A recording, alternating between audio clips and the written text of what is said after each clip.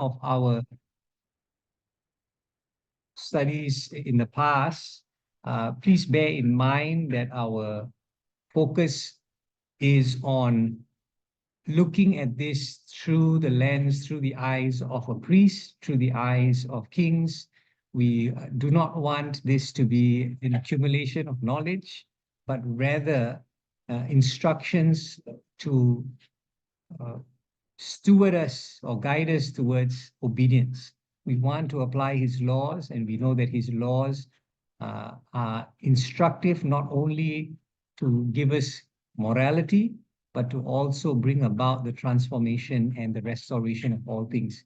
We also believe in our community that he is coming back to restore all things. Acts chapter 3, verse 21, and all the prophets have spoken about this, the restoration of all things. So even as we look at how he's restoring his time frame, his timeline, his way of setting everything up, his calendar, let us want to see that being established, not just in our lives, but in our community, in the whole world, because he's coming back to be the master, the ruler of all the earth.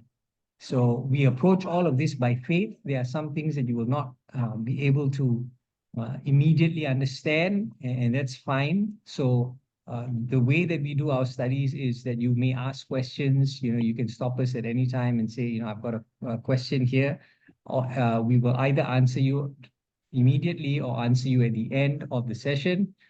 So let it be interactive, but especially that it would cause you to ponder, think, and even come back to us next week with more questions or thoughts on this topic.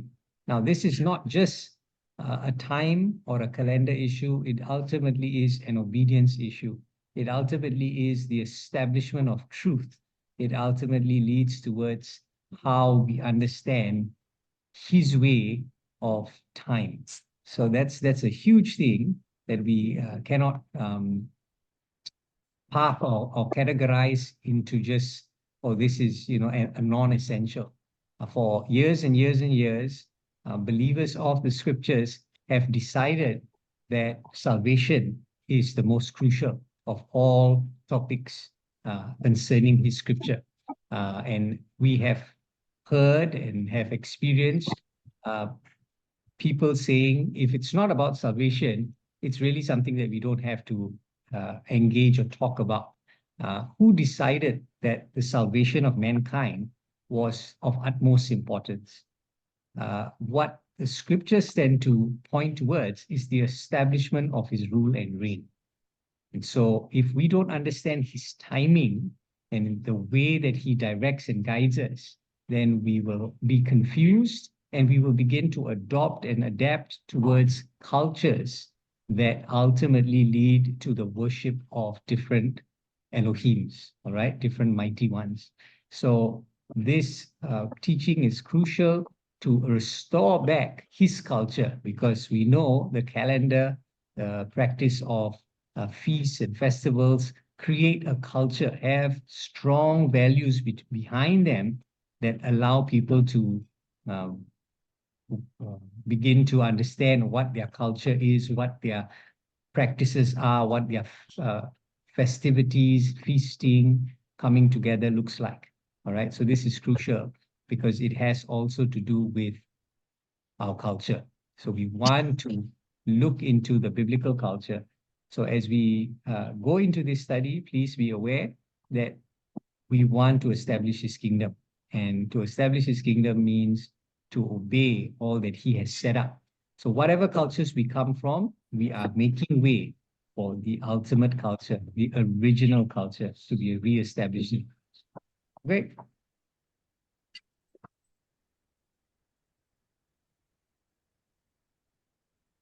So let us look today at the spring feast from Passover to Shavuot. So for those of you who are unfamiliar with the terms, it is basically Passover. I think most of us know. Pesach, which is, we'll cover the historical significance of it, as well as what Yahweh called a remembrance, all right, which is connected to rehearsals, which is connected to um, uh, practice and becoming part and parcel of our life. Thanks. All right, all the way to Shavuot. Shavuot is what we know today, Pentecost in the Greek, uh, also known as the Feast of Weeks in English. Okay.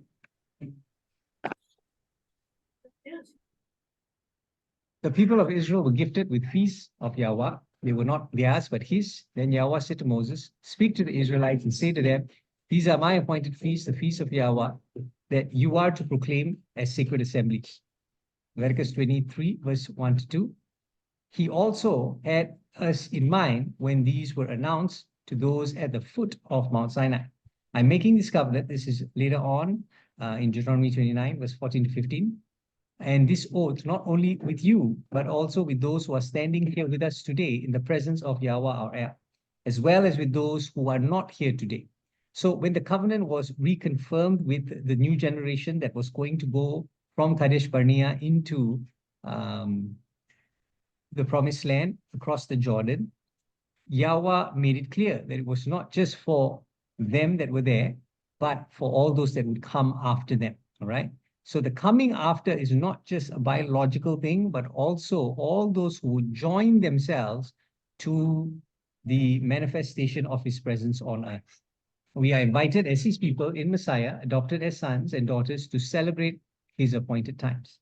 So going back to the second point, my appointed feast, the feast of Yahweh, is something that has been a contention for many. And this connects also, or is connected with the idea that Yahusha came to set aside new laws, new feasts, new practices when he proclaimed or announced the new covenant, all right, initiated the new covenant. And this is not true, all right? There are many, many passages that speak about how he only came to do the Father's will. His words are that of the Father, okay? And so it is crucial for us to recognize that these are not the feasts of a specific people, although it was practiced by them first, it was his feast. And whenever we see the idea of his anything to do with him, it is meant to be practiced all throughout the world, right? So he started off with these people, but they were supposed to be a light to all the nations around them. And so one day, when the Messiah comes back, or prayerfully even before he comes back, the entire world, or most of the world, will submit to his feast, his way of understanding his acts and their applications in our everyday life. All right, so this is crucial because through this, it has divided many groups and many communities throughout the ages have said, we don't need all of this. We have now whatever feast that Yahusha has appointed, established, or the apostles or those after them, the early church fathers and the Catholic Church have established. All right, so here this idea that it is his means that they are eternal, means that they are going to be all over the world.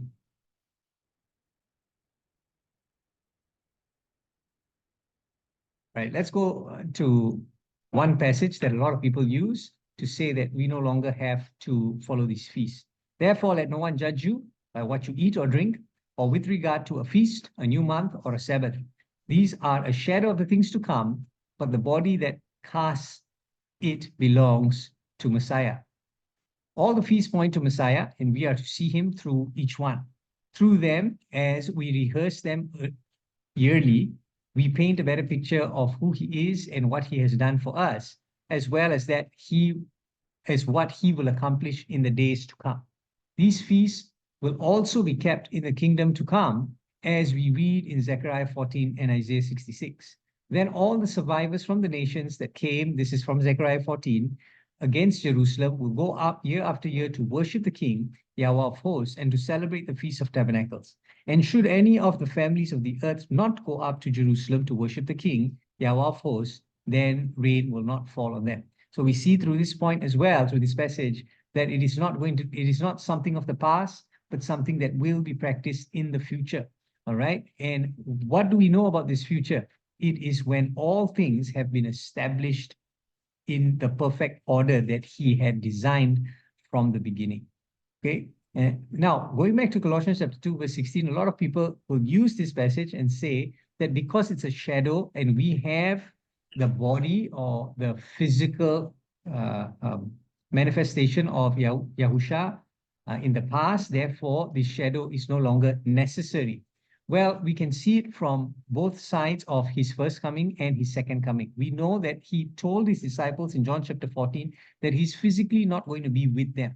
All right. So there are certain aspects of the Messiah that we do not have with us. Blessed are they who do not see but believe. So there are things in which he has not manifested yet, that his shadow is already enough for us to be able to understand more and more. And so we are looking at Messiah now, not just as the first coming, but also in regards to the second coming. And the feasts actually touch on a lot of his ultimate rule and reign on earth. As much as it has been profitable and beneficial for us to receive his salvation, the salvation alone is incomplete without his return.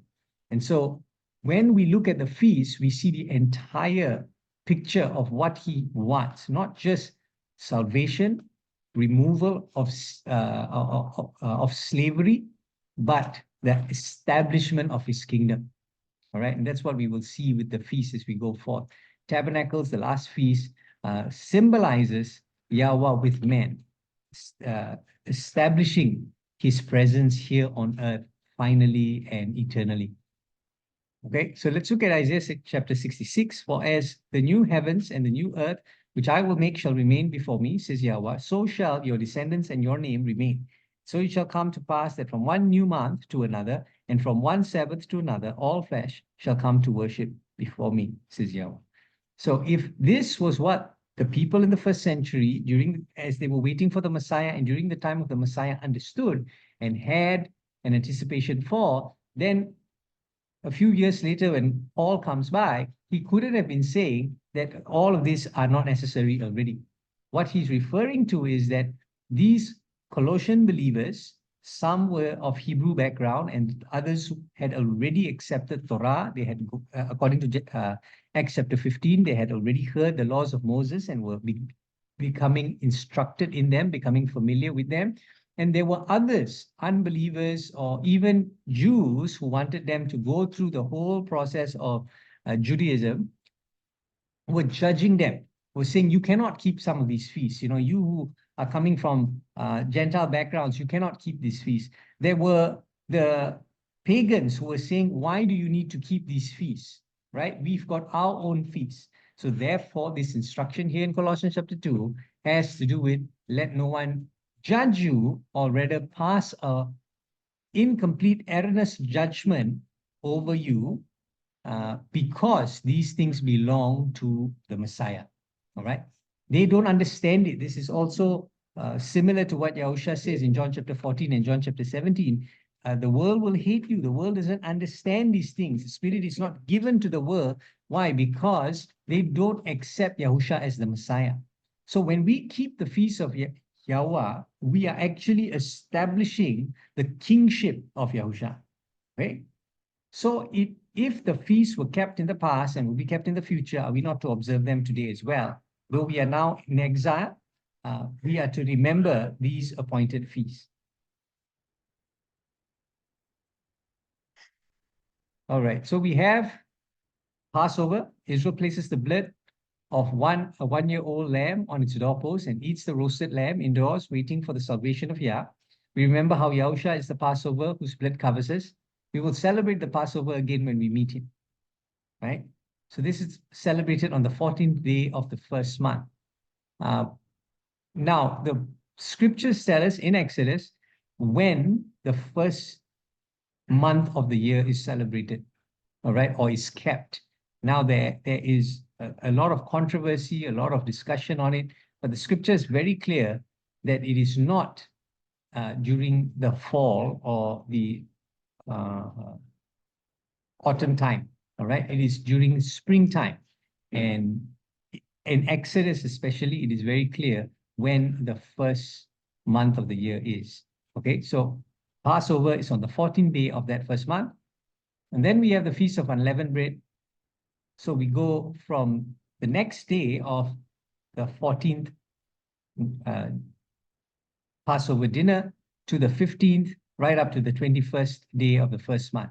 Firstborn sons of Israel are spared thanks to the blood of the lamb on the doorpost. And because of this obedience, the entire nation is delivered from Egypt by the mighty hand of Yah. We eat unleavened bread to commemorate the speediness of that deliverance, but most importantly, to remember the removal of Egypt, of sin, and false doctrines from our lives. We also remember that Yahusha's earthly body was removed into the grave on the first day of unleavened bread, representing the removal of our earthly body one day. Then it will be the Feast of Weeks. The harvest begins. All right, this is on the 15th day of the third month. The harvest begins. Israel brings in the first fruits of the land with thanksgiving to Yahweh. First fruits to a harvest belong to him. First fruits of Yahusha's harvest were brought into the storehouses on Pentecost as they were gathered together in that upper room. Right? So even here, we see the removal from Egypt must end with the entrance into what he has prepared for us. That is very, very important. And we see this repetition again in the feast, all right? So we must understand we are not just saved from sin, but we must mature. We must make that transition into maturity when you can harvest what he has given you, when you can enjoy what he has given you. And the maturity is not seen in just taking of what he has given you, claiming what he has given to you, but then turning it back and saying, this comes from you, this is yours. All right. So when we do that, we are essentially agreeing with the covenant that we do not belong to ourselves. All right. That although we have been freed from slavery, we ultimately now have a new owner. We are his slaves, and we are actually harvesting in his fields. And therefore, the Feast of Unleavened Bread, which is in the middle of both the Passover and the Feast of Weeks, this you will see over and over again. When you enter the land, this is what you're supposed to do. When you enter the land, this is how you're supposed to bring your first fruits to him. But in the middle of that is the dedication of the firstborn, is the ceremony or the understanding that now that we have come out of slavery, we offer ourselves to you. We live for you and you alone. So those key things we will see as a theme that spreads across all of the different feasts. Okay, so let's look at other feasts. The Sabbath is a sign between Yahweh and his people. It is a token of our covenant with him, akin to a wedding ring between a husband and his wife. Each Sabbath is a reminder of the rest we are promised to enter into when he returns to establish his kingdom. All right. Leviticus 23, verse 3, 6 days shall work be done, but on the seventh day is the Sabbath of solemn rest, a holy convocation. You shall do no work on it. It is the Sabbath of Yahweh in all your dwellings. If you look at even creation, all right, it started from rest. Okay, it started from darkness. It started from him separating the light from the darkness. It started from him taking Adam in a lying position out of the ground. It started from him putting Adam into a sleep so he can bring forth Eve from his side. All of Yah's creation has to do with rest. All right, even though he worked, but for him it was rest. When the curse came upon the earth, men had to sweat. Not that work is a curse, but work was no longer restful. And so the Sabbath is our reminder and our rehearsal that he is going to bring total rest onto creation. How is there rest? Not when there is absence of work, but where there is absence of struggle, where there is absence of sin, where there is absence of death. Okay, so the Sabbath is a reminder. We have to understand when he said, remember the Sabbath, it is a commemoration of how he started things. It's a commemoration. That's why the Sabbath comes up again whenever the covenant is declared. The Sabbath is one of those key things. Why? Because he did not create the world for us to toil and struggle and suffer in it. It was meant to be good. It was meant to be enjoyable. It was meant not to be as what Job or the psalmist says, or even Jacob said, my years have been long and troubled. No, it is meant to be enjoyable, right? So the Sabbath is a great, great sign, a great, wonderful memorial that he actually created everything through rest and in rest. Okay, the Passover and the Feast of Unleavened Bread. So the Passover points to the day Yahweh visits the wicked of the nations to pour out his wrath upon them. Those who have figuratively placed the blood of the lamb on their doorposts will be feasting behind closed doors at the marriage supper. I will gather them at the end of the earth to the feast of the Passover. Jeremiah 31, verse 8. This is from the Septuagint. The day after the Passover, the first day of the Feast of Unleavened Bread, we look to our Messiah, who removed the leaven of this earthly body through his death. So in Leviticus 23, verse 3, these are the feasts of Yahweh, holy convocations, which you shall proclaim at their appointed times. On the 14th day of the first month at twilight is Yahweh's Passover, and on the 15th day of the same month is the feast of unleavened bread to Yahweh. 7 days you must eat unleavened bread. On the first day you shall have a holy convocation. You shall do no customary work on it, but you shall offer an offering made by fire to Yahweh for 7 days. The 7 days shall be a holy convocation. You shall do no customary work on it. It's interesting that the word offering made by fire is one of the essential elements of Yahweh's feast. All right. And we will get into it as we move forward, because the sacrifices are critical. And a lot of us, because we do not have a temple, because we do not have the priesthood at the moment here physically on earth, we tend to neglect the sacrifices. But they are key in understanding, again, his whole design to bring us back to the restored earth. Okay. And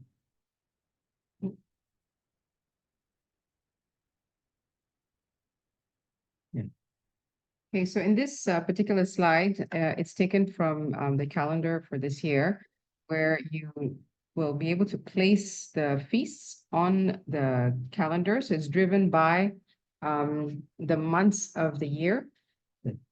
Month 1 would be beginning at on March 20th in this calendar. For those who are not familiar, we follow the Zadok priestly calendar, and the layout is so that you can see the days of the month as the drivers and not the Gregorian calendar. So this would be the first day of the month, and 14th day would be the Passover, the 15th unleavened bread. That's the first day that is a high day, a day where we don't work. And then all the way through the 7th day is also a day of rest. And then one of the peculiar things about this that we are doing is that you will know, and we'll get back to this in a while, but I just want to highlight it here, is that normally what we have celebrated in the past, and we were using the Hillel, well, a different version of the Hillel calendar in the past when we first started keeping Shabbat and the feast, etc. We came to the understanding of this just following the way that the Jews follow. So you will find that this is quite different from what you are maybe familiar with, but I hope that you will bear with us and learn with us because we had found some issues with the way that the Jewish calendar is laid out because there are certain things that just didn't make sense, but through this discovery of the Zadok calendar, which is a calendar that was kept by the priests of the temple before the takeover by the Hasmonean dynasty. So this particularity that I want to highlight here is the Feast of First Fruits, or the wave sheaf, which normally would happen here on unleavened bread on the Sunday that is within the week of the Feast of Unleavened Bread, because there is a command that says that on the morrow after the Sabbath, which is interpreted as the weekly Sabbath within the Feast of Unleavened Bread, you have to have the bringing of the first wave sheaf of your grain harvest.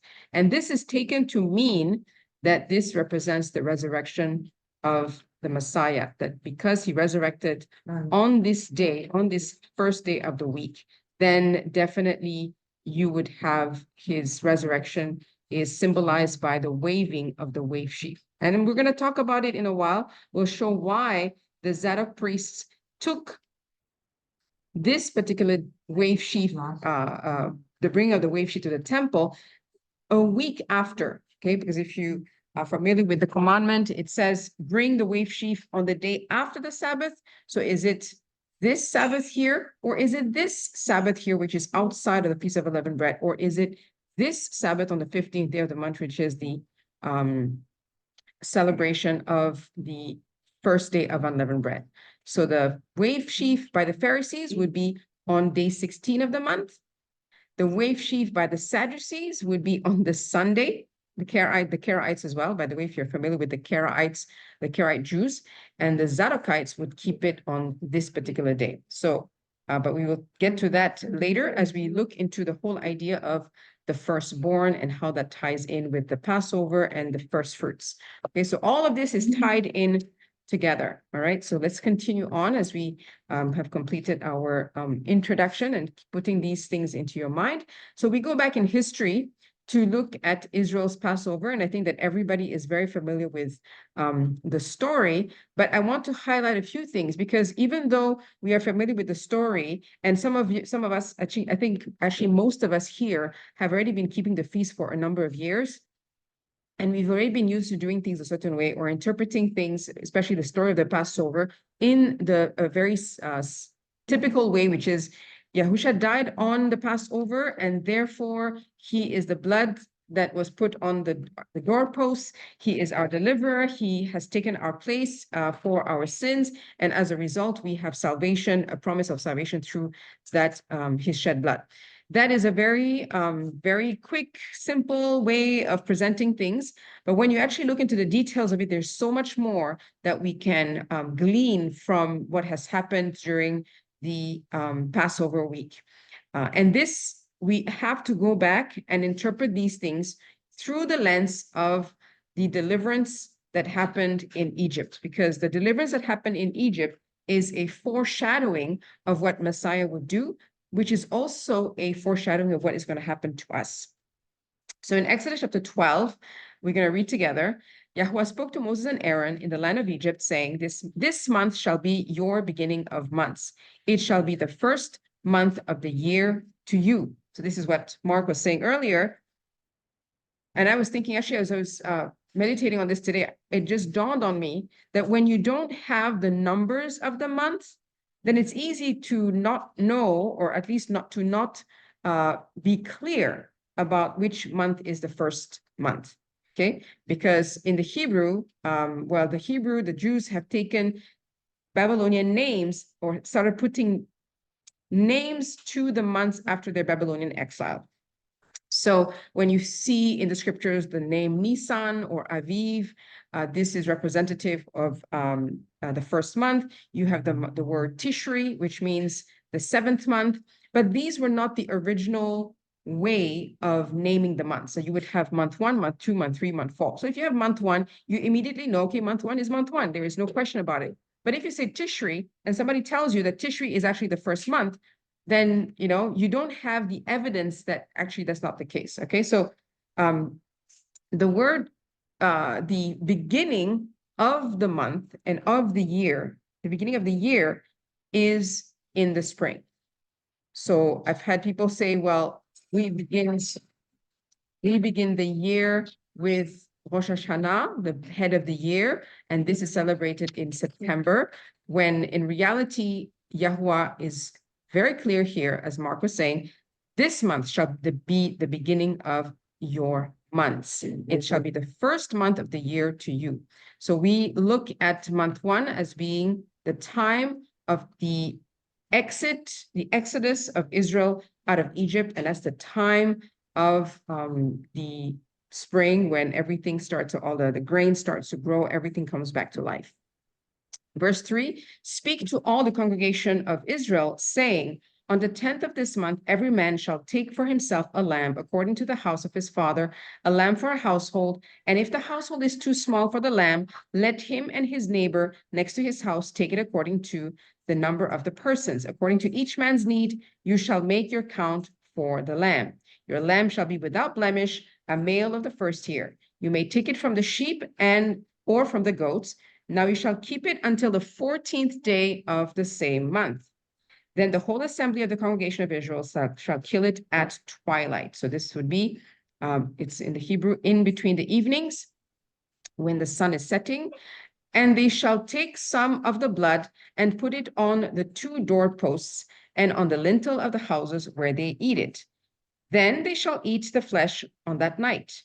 Roasted in fire with unleavened bread and with bitter herbs, they shall eat it. Do not eat it raw nor boiled at all with water, but roasted in fire, its head and its legs and its entrails. You shall let none of it remain until morning, and what remains of it until morning you shall burn with fire. And thus you shall eat it with your belt on your waist, your sandals on your feet, and your staff in your hand. So you shall eat it in haste. It is Yahuwah's Passover. For I will pass through the land of Egypt this night, and I highlighted here, and will smite all the firstborn in the land of Egypt, both man and beast, and against all the gods of Egypt I will execute judgment. I am Yahuwah. And the blood shall be to you for a token upon the houses where you are. And when I see the blood, I will pass over you, and the plague shall not be upon you to destroy you when I smite the land of Egypt. I just want to bring up a quick thing here, is that the word Passover in the Hebrew doesn't have the same meaning that we have here in English, where we often have that idea of, he passes over us. But in the Hebrew, the meaning is that that he is lame, or he is like before the door and solidly stopping the destroyer in front of the door. Okay, so the idea is that it's not just that it passes over us, but he is the one that stops the destroyer from coming in. And then the thing that I wanted to highlight here, when it says, I will smite all the firstborn of the land of Egypt, both man and beast, is because if you realize, the destroyer came for the firstborn. The destroyer did not come for the entire families of Israel.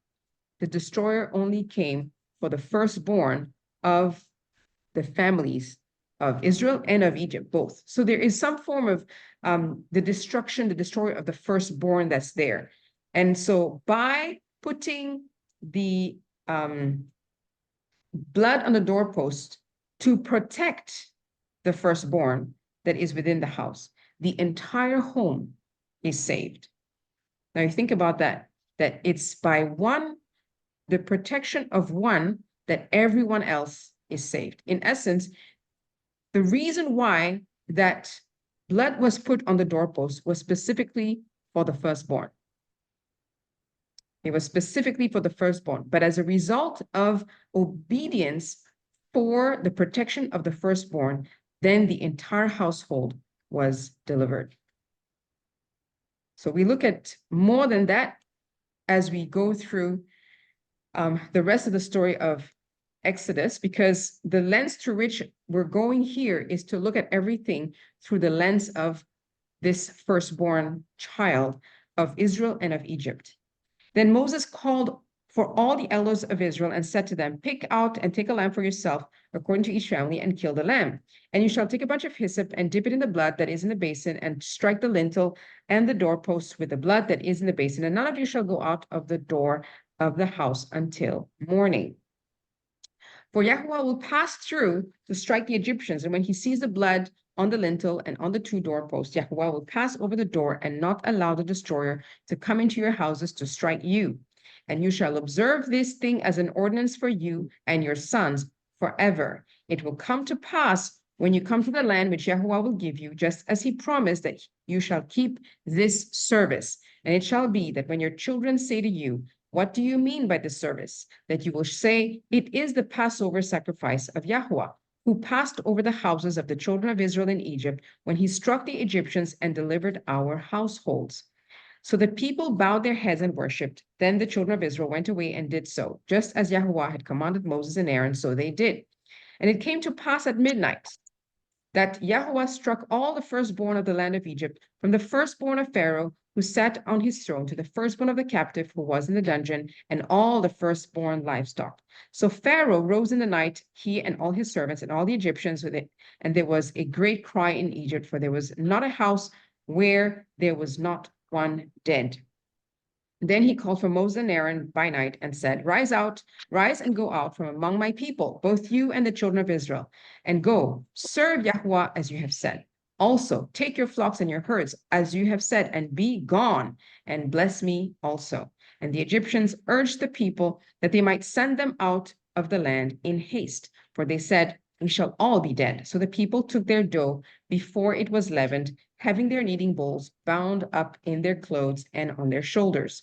So here we see that indeed Yahuwah carried out what he said he would do, which is to strike the firstborn of the land of Egypt. The reason he did that, if you recall, was because he had, oops, sorry, what's happening to my slides? The reason he did that was because in Exodus chapter 4, he had already told, when he called out Moses to from out of Midian, right? And Moses was to go back into the land because all of his, the ones that wanted to kill him were already dead. Yahuwah calls out Moses and tells him to tell Pharaoh that Israel is my firstborn son. Let him go that he may serve me, that he may worship me. So Yahuwah is telling the people of Egypt, you need to let go of my firstborn because the firstborn belongs to me. My firstborn needs to come back to me. But if you will not give me my firstborn, then I will take your firstborn. And we see this in the passage in Exodus chapter 13, where it says, Yahuwah said to Moses, consecrate to me all the firstborn, whatever is the first to open the womb, and among the people of Israel, both of man and of beast, is mine. Verse 12 to 16, that you shall set apart unto Yahuwah.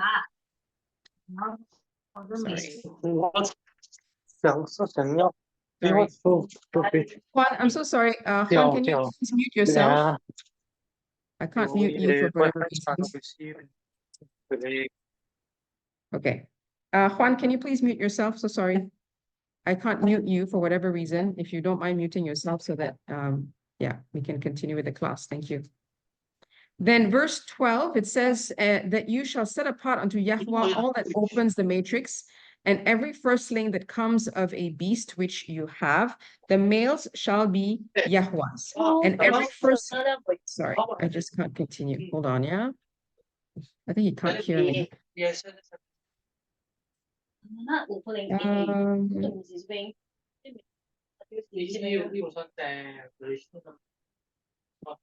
Juan, excuse me, can you hear me? Can you please hear me and mute yourself? Thank you. All right, there we go. Finally managed to do that. Okay. BAP, is every believer considered firstborn? Okay, we'll get back to that, okay? Okay, so let's go back to verse 12 to 16. That you shall set apart unto Yahuwah all that opens the matrix and every firstling that comes of a beast which you have. The males shall be Yahuwah's, and every firstling of a donkey you shall redeem with a lamb. And if you will not redeem it, this is important.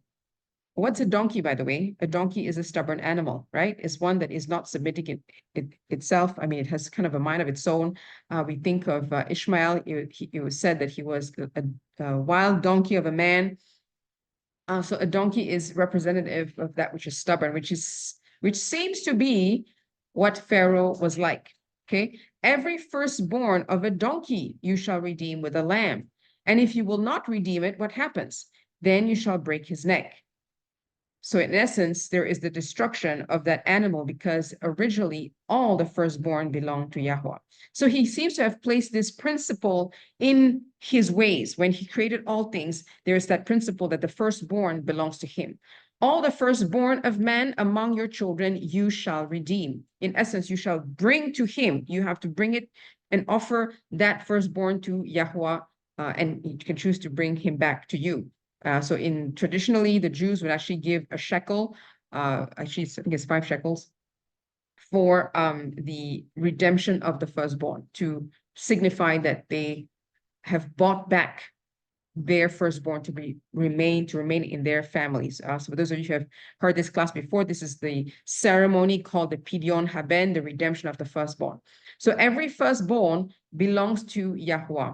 So this deliverance that we're looking at in the time of the Passover is not just some kind of deliverance where, oh, okay, Israel was under slavery for 400 years and now they need to be delivered because Yahweh had promised Abraham that he will bring his people out and he'll bring them into the land of Canaan, and that, the reason why they bring into the land of Canaan is so that they can have, their best life now and freedom and enjoy the presence of Yah, et cetera, which is a very simplistic way of viewing things because in essence, that's how we have viewed our Christianity before as well, where we are saved, we are delivered, and then we can now have a beautiful life blessed by the Most High, and we can carry on with our duties. Our lifestyle.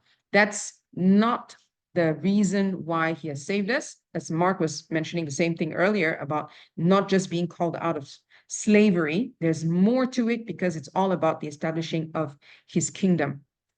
So this redemption of the firstborn is essential, and it's kind of, we don't really, I had never really seen it in the past. I don't know if you had noticed it, but when you read through the story of Exodus, you always think about, well, the killing of the lamb, the putting the blood on the doorpost, the people being delivered after the 10 plagues, and then they go out of Egypt and they cross over the Red Sea, etc. So there are many things that, in essence, even when we watch the movies, we have this picture in mind, but we forget that right there in Exodus chapter 13 is nestled a very important commandment that Yahweh gives. Every firstling of a donkey you will redeem, and if you will not, you will break his neck. So every firstborn of man also you will redeem. And then when your son asks you in time to come, saying, what is this? That you will say to him, by strength of hand, Yahweh brought us out from Egypt, from the house of bondage. And it came to pass when Pharaoh would hardly let us go, that Yahweh slew all the firstborn in the land of Egypt, both the firstborn of man and the firstborn of beast. Therefore, I sacrifice to Yahweh all that opens the matrix. So all that opens the womb, being males, but all the firstborn of my children I redeem. And it shall be for a token upon your hand and for frontlets between your eyes. For by strength of hand, Yahweh brought us forth out of Egypt. So this is interesting. It shall be a token upon your hand. So a mark on your hand and a mark between your eyes or on your forehead, just like how we think of the mark of the beast, right? A mark on your hand and a mark on your forehead. In essence, this action that you are doing is going to be that mark for you. In essence, setting the person apart for Yahweh. Okay, so this is important to keep in mind. Okay, I just want to put this out here, that this entire Exodus story, and we are very familiar with the story, so I don't know if I need to go deeper into it than this, but this is the most important part of the story. And as we go along, you will understand why. Yahweh comes to take what belongs to him. He is looking for a priesthood, a people who will represent him perfectly, that will be a blessing to the nations. When he took Israel out of Egypt and he spoke to Moses, he said, let them be brought out. Tell Pharaoh, I want my people because they're my firstborn, so that they may serve me. So the purpose of Israel being brought out is so that they may serve him. The idea of being a firstborn is that you are going to take the responsibility of the family. You're going to represent the father to the rest of the family. So if Israel is Yahweh's firstborn nation, Israel is meant to be the representative of Yahweh to the other nations as a priesthood. That is why he called Abraham out, so that Abraham would bring forth a lineage that would be obedient to him. He called out Abraham because he knew that Abraham would pass down the understanding of the law, the covenant, the teachings of Yahweh. All of these things would be passed down through Abraham, through Isaac, through Jacob. He was calling out a lineage of people that would belong to him and that would represent him perfectly to all the other nations. So the blessing to the nations that Abraham was promised to have is not just a blessing of prosperity and having, the land that is fertile, etc. The blessing is the blessing of the priesthood, because the priesthood would bring righteousness, would bring right teaching, justice, all of that to the people. And you recall that throughout the history of Israel, whenever the priesthood failed, whenever the judges failed, what happened? They were led astray, they would be going astray, and they would be led into exile as a result of their constant disobedience. So the return of the priesthood and the return of the judges is meant to be a blessing to all the nations, first to all of Israel, but then also as a result to all the nations. In Isaiah chapter 1, verse 24 to 27, it says this: "Therefore Yahweh says, Yahweh of hosts, the mighty one of Israel, I will rid myself of my adversaries and take vengeance on my enemies. I will turn my hand against you and thoroughly purge away your dross and take away all your alloy. I will restore your judges." Who is he talking about? He's talking about Jerusalem. "I will restore your judges as at the first, and your counselors as at the beginning." So this is talking about him restoring back justice, righteousness, right counsel, right ruling in the midst of the city. This is his desire, that all of these good things would rule in the city, because that when this happens, the rest of the nation will be blessed. So this is the very heart of Yahweh, that righteousness and justice would come from the top and trickle down to the rest of the people. So that he would say this about Jerusalem: "I will restore your judges as at the first, and your counselors as at the beginning," means that this is always his objective. That has always been his pattern, to bring that righteousness and justice into the land through the perfect representation of the priesthood of his own nature. So afterward, you shall be called the city of righteousness, the faithful city. Zion shall be redeemed with justice, and her penitents with righteousness. So if we keep this in mind, that his desire is to have a priesthood, then we understand why he brought Israel out of Egypt. He had promised to Abraham that he would be a blessing to many nations. Not only that, but he would be a father to many nations. And that whole idea of being a father to many nations is not just that he's a dad, okay, not the as engendering children. That's not the idea. To be a father is also the representative of someone who takes care of, through which goodness come, and one who really fathers, who blesses, who teaches, who guides and directs in righteousness, in the same way as that title was put on the Messiah, right? In Isaiah chapter 9, that he would be the everlasting father. Not that he would be his father, but him being the everlasting father, meaning that he has that title of, like Abraham, the father to many nations. He fathers, takes care of, blesses, bleeds into righteousness all the different nations. So I hope we get this, that this exodus out of Egypt is now the firstborn being brought out of Egypt. Now, if you think about this, the doorposts right here to me symbolizes also the birth of a child, right? In the same way as it said, you will not go out of this house, of your house, until morning. In essence, they had been going through the different plagues, just like a woman in labor goes through the contractions before she delivers the child, all the difficulties. And we look at, you can think of all the different analogies with the end times as well. The labor pains will go in, out, in, out. And then the time of birthing comes, and the morning comes, and they are birthed out of their homes as they come out of the womb of a woman to be released out of Egypt. So Israel as a nation is born on that day as they exit Egypt altogether. All right. So Yahweh takes his firstborn and intends to bring his firstborn to Mount Sinai, which would be the time of Shavuot, the time of the covenants, which we will see after we look at Messiah's Passover. Okay, so we now look at Israel coming out, and we move forward several hundred, like 2,000 years to Messiah's Passover, which is an accomplishment or a fulfillment of the Passover that happened in Israel prior.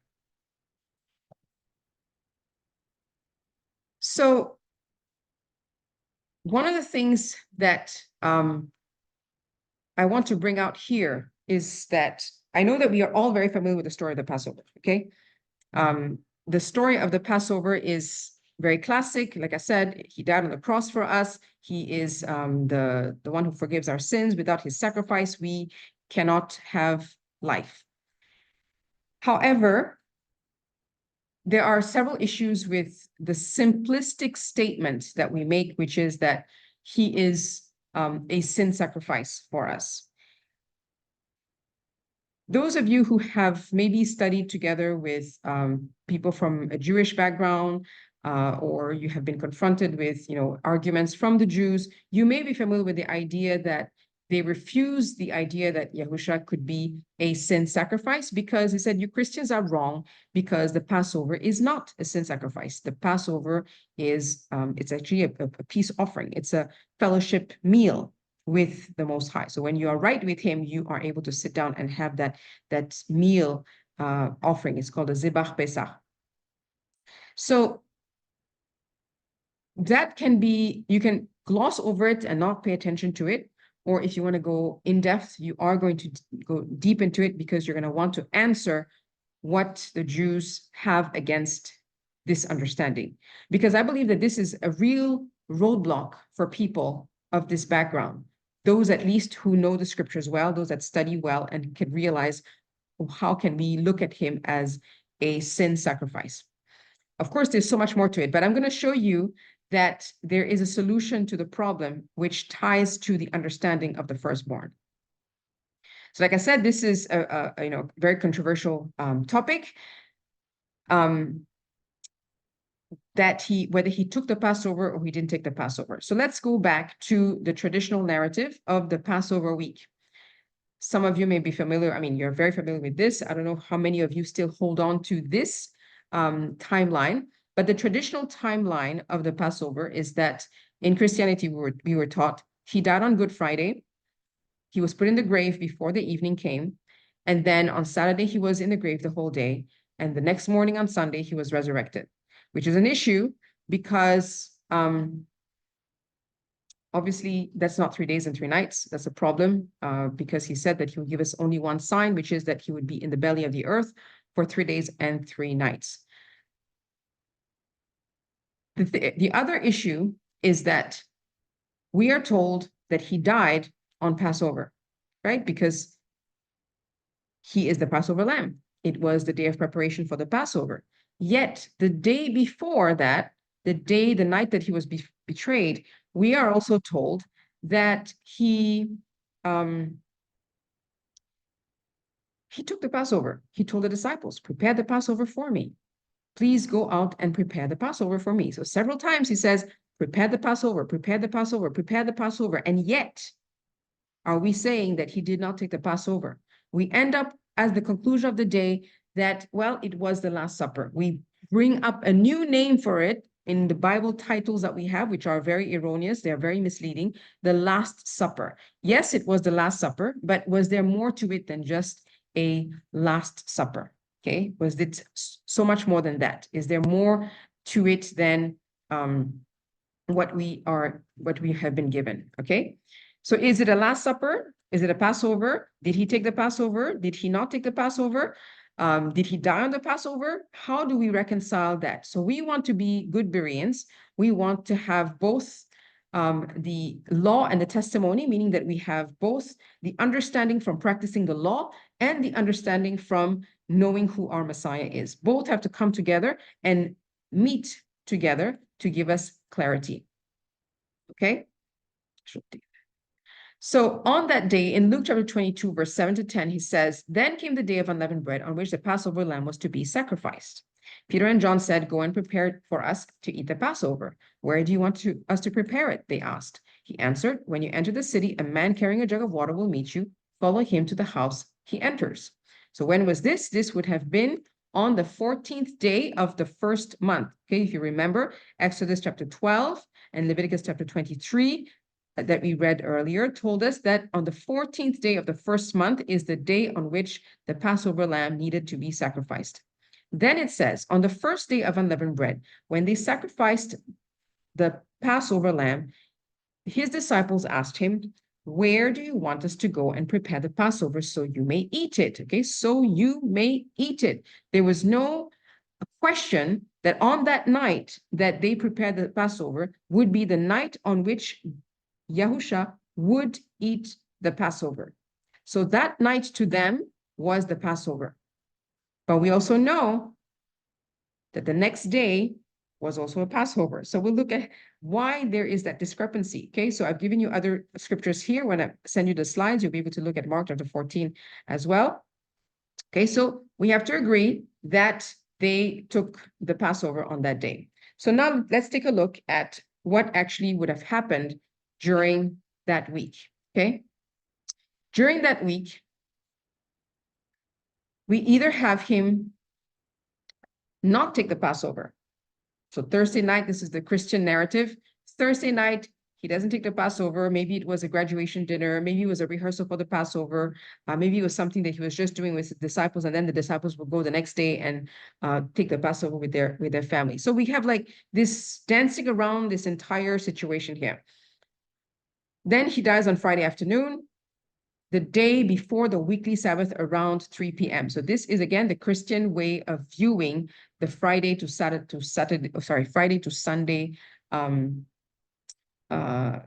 Passover and death and resurrection of Messiah. Okay. Then on Friday evening, he is buried. So somehow they quickly managed to bury him because they managed to get the permission from Pilate to take his body down. They managed to get the Roman soldier to verify that he was indeed dead. Joseph of Arimathea receives permission to bury him. Nicodemus brings 100 pounds of spices for the burial ritual. 100 pounds, if you just imagine for a minute that they have 100 pounds of spices, and somehow within 2 hours or less, they managed to take him down, wash him, put the spices on, wrap him in linen, and put him in the grave. Yet we don't think of those details. And why do we get into the details? It's because you want to get to the truth to understand what did Messiah really do. Okay, so the resurrection was Sunday before dawn. He is seen by the women while it was still dark on Sunday morning, the first day of the week, after only 2 nights and 1 day in the grave. So that's a problem, right? Problem is that number one, under this story, with this particular narrative, the problem that we have is he does not take the Passover as he said he would. The duration of his burial and cleansing and etc. is very fast, it's too quick to be able to fit everything that they were doing. And they were supposed to, I mean, that the story says that they were doing, okay? Specifically with regards to putting the 100 pounds of spices on his body. Then, of course, the main issue is that he is not 3 days and 3 nights in the grave, which means that he did not meet his own single sign So let's read Matthew 12, verse 40, that says, "For as Jonah was 3 days and 3 nights in the belly of a huge fish, so the Son of Man will be 3 days and 3 nights in the heart of the earth." So let's not take away that he was 3 days and 3 nights in the heart of the earth, meaning here in the belly of the earth or in the womb of the earth, in the grave, that he would be put away in the grave for those 3 days and 3 nights. In the Jewish perspective, I will share this. The way that this is somehow justified is that they say that if you take one day, it is, or if you take a portion of a day, it's as if you have the full day. So let's say Friday he died. So we will say that, well, we'll take Friday is 1 day and 1 night, and we'll take Saturday is 1 day and 1 night, and Sunday is 1 day and 1 night. But in reality, we will see that that really doesn't work out. The Messianic narrative is that on Tuesday night, he dies.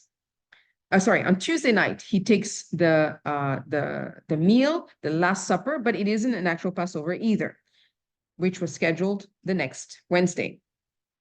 Wednesday afternoon, Messiah dies around 3 p.m. On the Jewish Passover, the day before the Jews' celebration of the Feast of Unleavened Bread, which is a high Sabbath.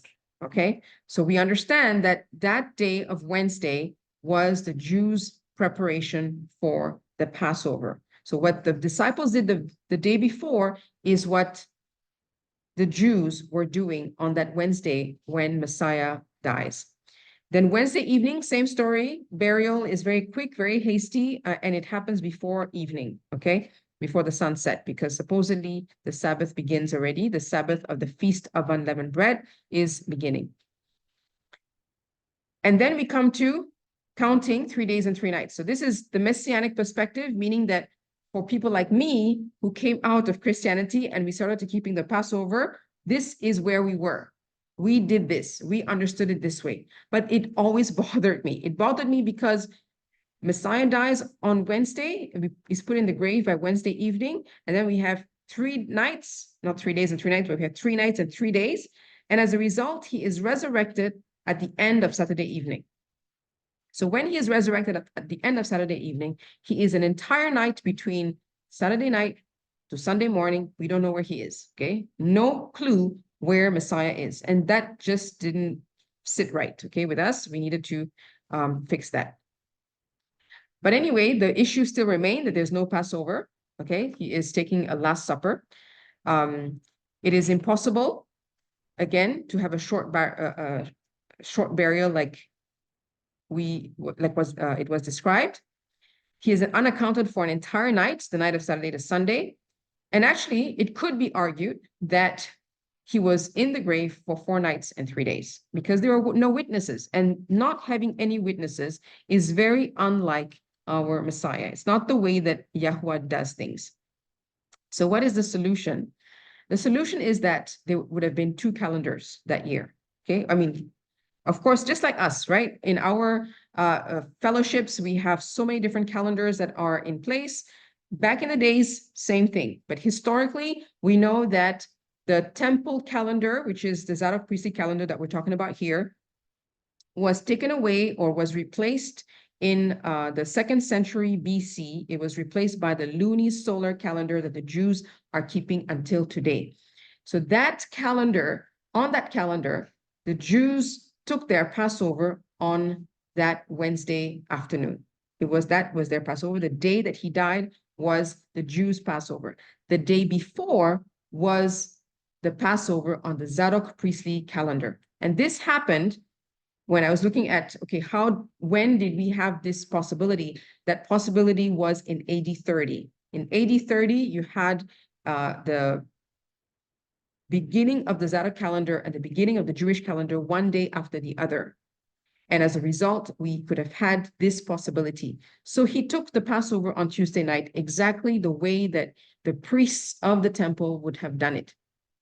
The next day is the first day of unleavened bread on the Zadok calendar. And this is why I'm bringing this to you, because this is very important, that he dies on the first day of unleavened bread.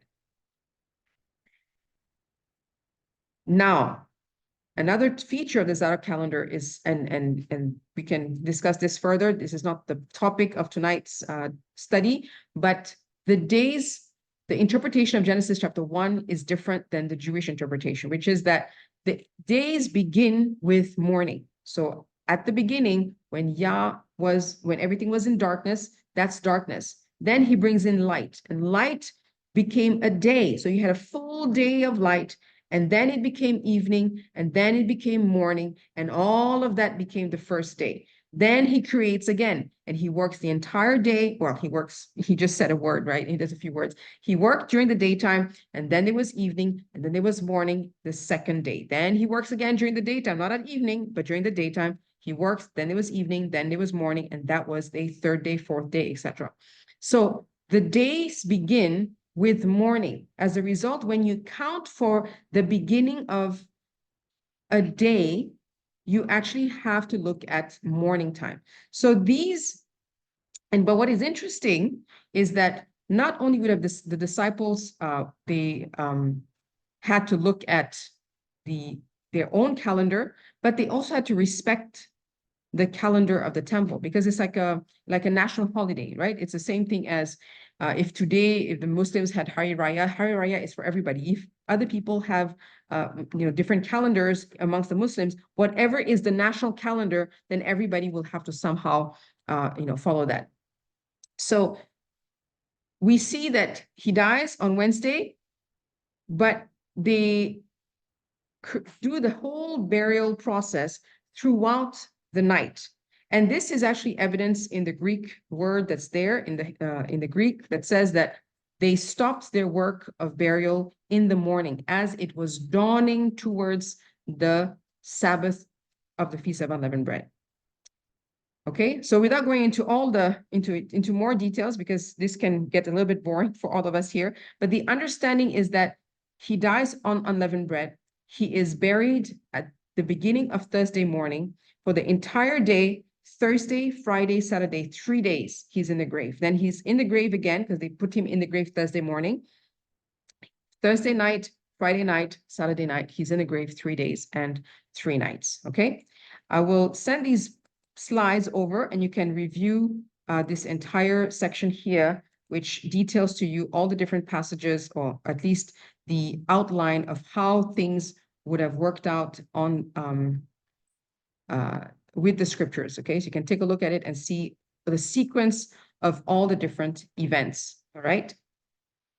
But this is worked out with all the different events to try to place things, comparing between the priestly solar calendar of Zadok and the temple's lunar calendar. So the resolving of that is very important, that we come to understand that he is the Passover, but he is also the one that delivers us on the Feast of Unleavened Bread. Now, remember what I said earlier, that at the Feast of Unleavened Bread, what did Exodus chapter 13 tell us? Exodus chapter 13 told us that at the Feast of Unleavened Bread, we have to consecrate the firstborn. So as we were given the instructions of, okay, on the Feast of Unleavened Bread, you need to remove the leaven from your homes. You need to eat unleavened bread for 7 days. But what's that removal of the leaven, right? The removal of the leaven is Messiah being put out in the grave. At the Feast of Unleavened Bread, he is removed out in the grave, just like our bodies would be removed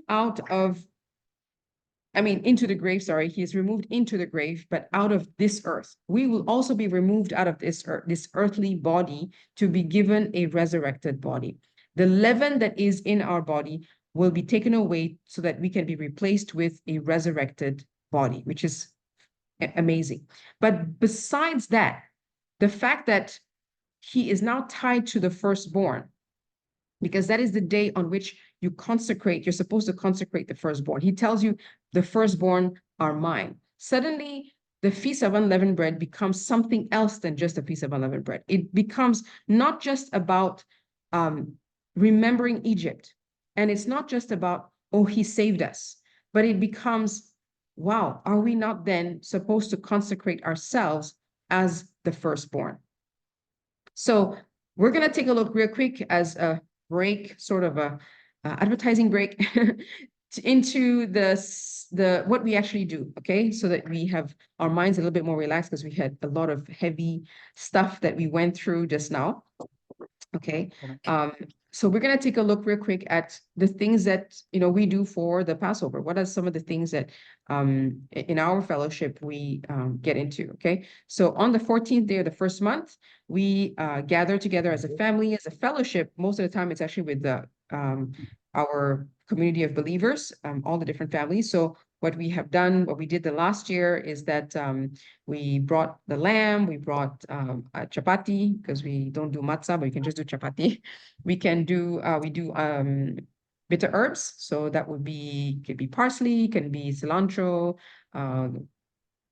We try not to do too bitter either, because there are some very, very bitter herbs out there, but that's good enough. And then of course on the side, we have other meals, other things that we prepare, but the main part of the meal is those three elements, okay? Because that's what we're commanded to take in the scriptures: lamb, unleavened bread, and bitter herbs. We don't add on to that. We do take wine, or at least grape juice, but we don't add on what we traditionally see on what's called a Seder plate. Now, I'm not taking away the meaning that is brought in by the entire ceremony that the Jews have passed down, but we don't see the need to have, especially one of the things that throws me off on the Seder plate is the bone, is that one bone. I know that they have a very good justification, or a nice justification for it, but I'm so sorry. He did say that we are to take the lamb, and to have just a bone on the table instead of a lamb makes it a bit difficult for us. Okay, but not everybody has their own traditions. Everybody has their way of doing things. By all means, everything is done by faith before Yahuwah. So this is how I'm just sharing about how we do it in our fellowship. But so we eat lamb, unleavened bread, and what it is that is we do this in remembrance of our Messiah. And he took bread, and when he had given thanks, he broke it and gave it to them, saying, this is my body, which is given for you. Do this in remembrance of me. So now, why does he say, do this in remembrance of me? Because originally it was, do this in remembrance of the Exodus in Egypt, right? Remember, if you recall, we were looking at Exodus 12, and Yahuwah was telling the people of Israel, if your children ask you, what is the meaning of this service? You shall tell them, and then you tell the story of the Exodus. Now, Yahusha says, you tell your people, your children, everyone that you go and meet with, do this in remembrance of me. Every time you're going to take the Passover, remember what I'm doing for you. That's the very reason why they had that Passover. Okay. For the Feast of Unleavened Bread, what we do is on the first day is the day that we remove the leaven from our homes on that very first day. So we don't remove the leaven ahead of time. We're not going to clean up the entire house out of leaven the way that some people do, because there is always something very symbolic in what Yahuwah asks us to do. There is a meaning to everything that he calls us to do. So when we obey this, and people think that it may be legalistic. Wait, what for? Why do we have to remove the leaven? Everything is an object lesson, and it's Yahuwah's way of discipling us. So think about it, okay? Sometimes we take it for granted that we are a society that is very much at ease with reading. We go through material and pictures, and it's easy for us to learn. But think of discipling communities. We work with the Aboriginal people here, the original people of the land, and imagine just doing that with them. That now you don't have to use words to explain to them what Messiah has done, or at least you can use words. But now you're gonna make an object lesson through removing leaven from the homes, and you're gonna tell every single one of them. Now you go out into your house and take the leaven out, and now you can explain to them, on this day, Messiah dies, and the leaven of this body is removed out of the house. It is put away in the grave. The leaven is removed out of the grave. Everything of this body will one day be put away into the grave.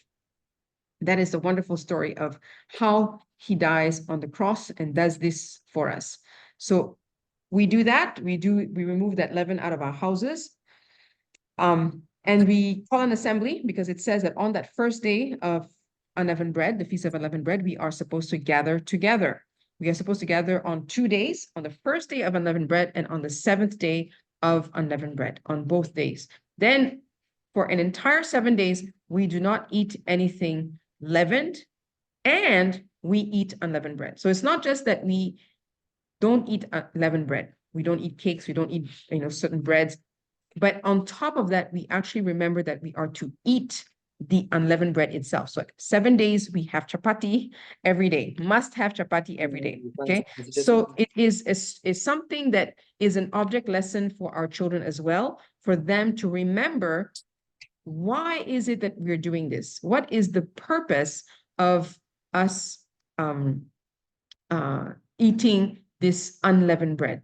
And we get to explain to them that it's about, of course, it's about Messiah, but there's also something else, which is that it is about removing what old leaven? 1 Corinthians 5 tells us this. Therefore, let us keep the feast not with old leaven, neither with the leaven of malice and wickedness, but with the unleavened bread of sincerity and truth. So if you go back and read 1 Corinthians 5, it talks about the Passover night. And so if anybody asks you whether we should still keep the feast, 1 Corinthians 5 is the evidence to you that we are still to keep the feast. That's why Paul says, therefore, let us keep the feast. He wouldn't say, don't keep the feast, but he says, let's keep the feast. How do we do that? So he is bringing it to a deeper level. You're not just simply talking about the physical bread and the old leaven, but you're talking about now a new leaven. How do we do this? How do we keep this feast? By removing all form of sin in our lives, every form of malice and wickedness, that we should have sincerity and truth. So we eat the bread, the unleavened bread, every single day for those 7 days, the unleavened bread of sincerity and truth. It doesn't mean, though, that for 7 days, that's the only time that we eat the unleavened bread of sincerity and truth. But it is an object lesson, obviously, that this is the lifestyle that we are to carry out every single time. Okay, that we are to be unleavened, that we are to remove all form of leaven in our lives. We are to remove that from us before the physical body goes, right? Because the physical body will be put in the grave one day. But what about the malice, the wickedness, the lies that are within our soul, within our heart? Are we going to be resurrected with those things? Or should we not put them to death now before the body gets put into death? So the spirit, the physical comes first, and then, or the natural comes first, and then the spiritual. So first there was this natural deliverance of Israel out of Egypt. Then we had the spiritual deliverance of Yah's people through Yahusha. But now that we do know that one day we will be resurrected, the spiritual has to also come first. Our spiritual removal of sin and whatever wickedness has to be actively done in our lives. It's not something that we're going to wait, and when we just put our trust in Messiah and somehow bling, he's going to download it to us and we're going to be perfect. Yes, we will be transformed, but what does he desire to see in us before we get transformed? So that deliverance of our being, our soul, needs to happen before we enter our new body. So we are to walk in that unleavened manner as if we already had our new body. So the unleavened lifestyle is what he requires of us. And what is that unleavened lifestyle? That unleavened lifestyle is the lifestyle of the firstborn that is ready to lay down his life for every single member of his family, to not eat, partake of wickedness, partake of malice. But not only that, he is one that is going to eat of the bread of righteousness, the bread of justice, just like how I shared from Isaiah chapter 1 about the judges and the counselors that would be restored to Jerusalem. The firstborn would have had to walk in such a way that he would exact justice, that he would execute justice and righteousness amongst his family members. And he would have the ability to be discerning enough to handle whatever situation his family members would face. All right, so that is the picture of the feast that we need to bear in mind. A lot of people today are faced with, those of us who are starting to keep the feast, we have people that tell us, no, we shouldn't be doing all of these things. But it's to not do this is to fail, I shouldn't say to fail to understand the meaning, but I hope that we understand the depth that there is in the celebration of the feast. That it's not just about the actions, it's not just about the doing, but it's about everything else that comes when we actually do. There's so much learning that he gives us, so much understanding that he gives to us. We would not have gotten to this understanding just by reading books. It's because he led us through the feast to do them, to wrestle with them, to look at the problems of the Passover week that we recognize, oh my goodness, right there in front of our eyes, we actually have the solution of him taking the Passover, and he makes that Passover, he eats the Passover with his disciples. He makes that covenant with them. He is their deliverer. He dies on the Feast of Unleavened Bread. He removes the leaven of this body. He promises us that he will remove the leaven of this body. But not only that, he is now our Redeemer, the Redeemer of the firstborn. He buys us back, right? He is the one that buys us back. And it's even more beautiful when you see at the end, what I'm going to share with you about Isaac and how Isaac foreshadows this. Okay, so we talked about the false doctrine. I'm going to try and move a bit ahead, but let's look at this incredible parallel real quickly, because we still have to go through Shavuot. And it came to pass on the 7th week in the first year thereof. Okay, so this is taken from the book of Jubilees, chapter 17 and 18. For those of you who may not be familiar, we do take a look at the books that were found in the excavations of the Dead Sea Scrolls. So the community that kept the Bible and kept some of the temple scrolls were in Qumran, and they also had the book of Enoch, the book of Jubilees in their collection of books. The book of Enoch and the book of Jubilee were also found, I mean, not were, but they are in the Ethiopian Bible canon. So the Ethiopians have preserved those two books as books that they consider to be worthy enough to be part of the Bible, of their Bible. So we take a look at them and find great wisdom and great understanding. And so let's read what we find in them. Jubilees chapter 17. It came to pass in the 7th week, in the first year thereof, in the first month, in this Jubilee. Okay, so just a quick explanation. When it says the 7th week, it means the 7th Jubilee, 7th sabbatical cycle. So one sabbatical cycle has 7 years, and one Jubilee cycle has 7 sabbatical cycles, and every sabbatical cycle is called a week. Okay, so in the 7th week would be just the 7 years before the end of the Jubilee. Okay, so Jubilee is 49 years. So you would be able to calculate. I mean, anyway, let's move on. Otherwise, we'll be here until tomorrow. It came to pass in the 7th week, in the first year thereof, in the first month, in this Jubilee, on the 12th of this month, there were voices in heaven regarding Abraham, that he was faithful in all that he told him, and that he loved the Lord, and that in every affliction he was faithful. So this 12th of the first month that I highlighted, the first month, the 12th day of the month, the voices were heard in heaven. And then it says, so in that passage, we see that he is talking about actually Satan that comes into the presence of the angels and the council of Yah, and the enemy says, have you seen your servant Abraham? Similar to what happened to Job.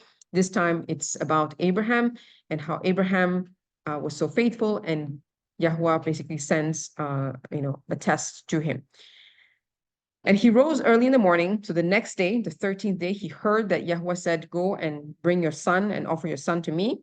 He rose early in the morning, that would be the 13th of the first month, and saddled his donkey and took his 2 young men with him and Isaac his son, and put the wood of the burnt offering, and he went to the place on the 3rd day. So if you count from the 12th to 3rd day, this will be the 15th of the first month. So what is the 15th of the first month? The 15th of the first month is the first day of the Feast of Unleavened Bread.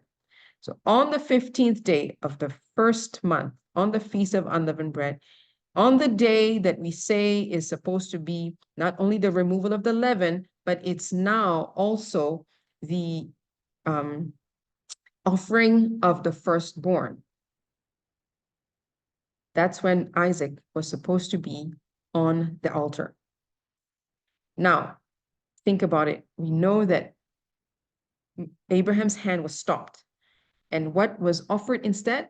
A ram was offered instead. So Isaac was redeemed by the ram that was there. So we see that Abraham, in essence, obeyed that command to bring his firstborn. But not only, but Yah did his part in that I see that you're offering me your firstborn. Of course, I don't want you to kill him, but I'm going to bring to you a ram that is going to be taken in his place so you can keep your son back. Now, this is a type of Messiah, which is a great confirmation concerning what actually happened to Yahusha, right? Because if he took the Passover the night before on the 14th day and was crucified on the first day of unleavened bread on the 15th day, this is the day when the firstborn was to be redeemed. Isaac was the firstborn of Sarah. He did not oppose his father's offering him as a sacrifice, and thereby he laid down his life as well, the same way that Messiah laid down his life. He was redeemed by Yah through the ram caught in the thicket. This is absolutely fantastic when you see this incredible parallel. So, like I say, I like to call the Feast of Unleavened Bread as the Feast of the Firstborn. And maybe if I can, I will. As I was studying, I've been studying this actually for the last year or so, because it's so amazing that this is about the firstborn. And the firstborn is a word in the Hebrew, which is Bekor. And Hebrew is based on, I mean, if you're familiar with the language, it's mostly consonants, and then you have the additions of vowel marks to make changes in the word. So the word for firstborn and the word for first fruit are very similar. Bekor in Hebrew is firstborn, with the firstborn of a person, the firstborn of a male, of an animal as well. But then you have the first fruit of the land, which would become Bikur. So that when you bring in the wave sheaf, if you know Hebrew, you would know that this is called Bikurim. Bikurim means first fruits, Bikurim. So you're bringing in your first fruit. Bekor is the firstborn. So isn't the Bekor a type of first fruits? So if you have the entire week of unleavened bread that is about the firstborn, isn't this then a feast, a type of feast of first fruits? And at the end of that week of first fruits, and then a little bit, I mean, beyond that, then you have the offering of the wave sheaf, the barley, connected towards the end of the celebration of the firstborn. Then you have the celebration of the wheat that connects with that is clasped together. So the entire time in the Hebrew calendar is actually marked by the bringing in of different first fruits. So we're going to see the bringing of the grain as we celebrate Shavuot, and we're not going into it tonight, but in the Dead Sea Scrolls, you also have mention of the bringing not just of the grain, but 7 weeks after you do the grain, you bring in the new wine, and 7 weeks after the new wine, you bring in the new oil. So the grain, the wine, the oil, everything that's from the land has its own first fruits celebration, and every one of them has a meaning. But the one that is here at the beginning, the most important one that initiates the entire harvest, is first you bring in the animal through Messiah. Okay, of course, it's the feast of the firstborn. It doesn't mean that every animal is going to give birth at the same time. That's not what it means. But symbolically, we're looking at this almost as if the resurrection is going to happen during that time. We know that we often look at the fall feast as the time of the resurrection, but could it be at this time? Because it says in Jeremiah 31, verse 8, that we read earlier, in the Septuagint, the King James versions and all the other English versions don't give you that. Go back and look at Jeremiah 31, verse 8. Only the Septuagint says that he will gather us at the time of the Passover. Okay, so that's the time when we are gathered, but there's that sense of sanctification as well, setting us apart. Sanctify unto me all the firstborn, whatsoever opens the womb among the children of Israel, both of man and of beast, is mine. Exodus 13, verse 12 and 13. Again, you shall set apart unto Yahweh all that opens the matrix, and every firstling that comes of a beast which you have, the males shall be Yahweh's. And every firstling of a donkey you shall redeem with a lamb, and you will not redeem it. And if you will not redeem it, you shall break his neck, and all the firstborn of men among thy children you shall redeem. Okay, so you notice that it does not tell us here how the firstborn of men should be redeemed. It just says, all the firstborn of men among your children you shall redeem. It's so amazing that the ultimate redemption was planned through Messiah laying down his life for Israel, the firstborn of Elohim, right? He is not just the firstborn. He says he is my only begotten son. But it's a great confirmation to see that Isaac and Yahushua were to both lay down their lives on the 15th of the first month, and which brings a greater depth to our upcoming celebration. So to answer your question earlier, Sister Beth, about isn't every believer a firstborn? Is every believer a firstborn? The firstborn is not just the one that is born first, not the physical firstborn, because we know that David, for example, acted as a firstborn, but he was the lastborn. You have Jacob, who, of course, took the birthright. What was the birthright? Why was it so important? It's because the priesthood would have had to pass on to Esau.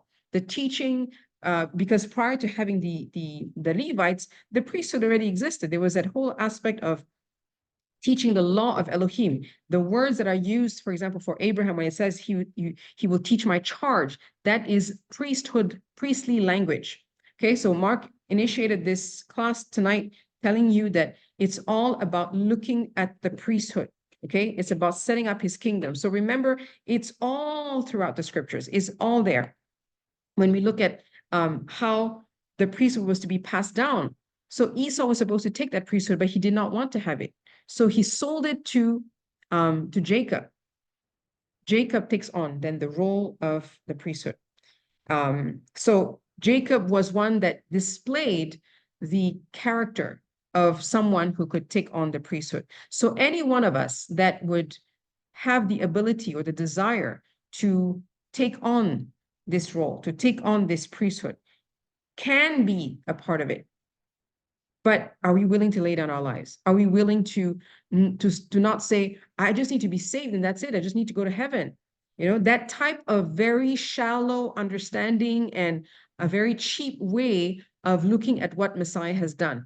He has done what he has done as an example for us to walk in his ways so that we would lay down our lives for our brethren. The calling, and I think as I look back even to maybe bring things a bit more personally, about what you yourself have done with your family and laying down, setting aside everything that you had going on to be with your family member that had lost a loved one, and to act as, of course, in a different context, but almost like to act as a priest for them, to take care of everything that needed to be done for their household. But it's beyond that. Go back again to the whole idea that Abraham was called to be a blessing to the nations. Are we working ourselves to be a blessing to the nations? And how are we going to be a blessing to the nations? It says this in Isaiah chapter 1. Again, I will restore to you the judges and the counselors as at the beginning, meaning you and I have to come to a place where we are so discerning and so walking in righteousness that we would be a blessing to the nations. And I think of specific situations where, and they would have come to you as well. Like for us, we had heard of a situation where friends of ours were taken advantage of by one particular person who's a Christian. And it was just not fair. It's just not right. If the church that this person came from actually played their role of looking at the situation and saying, you know what, you have done this wrong. You have wronged these people who are not even believers. You have to make right, right? So if the judges and the counselors were in place, justice would happen and the nations would be blessed. These non-believers would be blessed as a result of it. So it's very important to come to that place of, we need to step up to the plate. We have to step up to the place where we can lay down our lives, not look at our own agenda to fulfill our own things and earn enough money for ourselves or whatever it may be. It's about being transformed, being stripped, being brought to that place of lowliness so that he can have his way in us. And many people don't want that. Many people think that it's just enough to know him, it's just enough to worship, it's just enough to go to church, it's just enough to do our Bible studies or to be good towards others. Yes, but there is a part of it that has to be he has to remove us and have his image imprinted on us entirely. So much so that Yahushua represented the Father so well that Peter bowed down to him and said, "My Lord and my God,"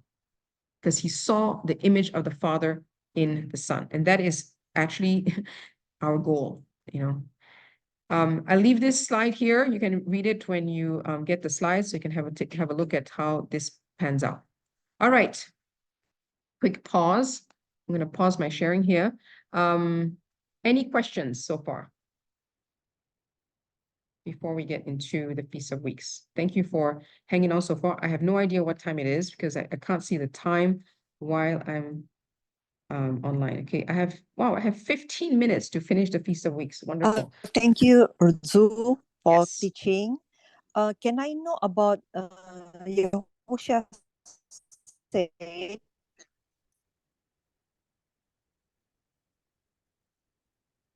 Can can you, lost you there. no, can I'd like to find out about Yahushua said, do this in remembrance of me.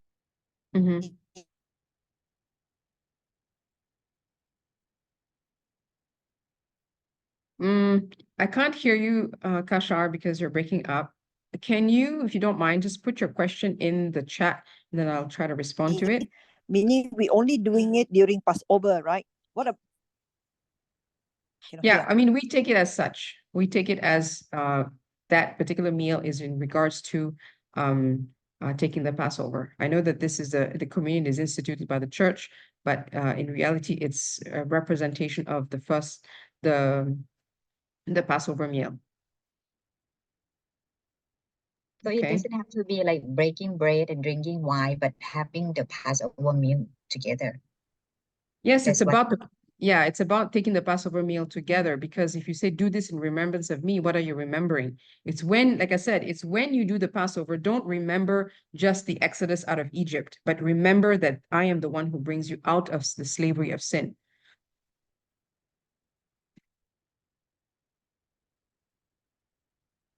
Okay. All right. So that's, if any other questions, please feel free to add them into the chat, and we'll continue real quick so that we can look through this as quickly as we can. I think that I brought in one of the most important aspect of this, but we're going to go now into the Feast of Weeks, and I'm going to explain to you something that is absolutely crucial. So the Feast of Weeks, so once we have left off the Feast of Unleavened Bread, we have to count 7 weeks until the Feast of Shavuot, the Feast of Weeks. So Shavuot is celebrated 7 weeks from the day after we wave the first sheaf of the grain harvest. The Israelites were commanded to count 7 Sabbaths from the day that they brought the wave sheaf in. Okay, this is also known as Pentecost in the Greek, because 7 corresponds to 49 days. Pentecost is 50. Okay, and the 7th day after the 7th Sabbath is the 50th day. So Pentecost is 50. The 50th day is the day of the celebration. What is interesting is that the same word Shavuot means weeks from the word Shavua, but it also is very close to the word Shabua here, which is an oath, a curse, an attesting of innocence, or an oath to Yahweh. So this is the time of the renewal of the oaths, and we're going to see this later in the book of Jubilees, how Noah renewed his oath, and it was also the time when Abraham was given the covenant.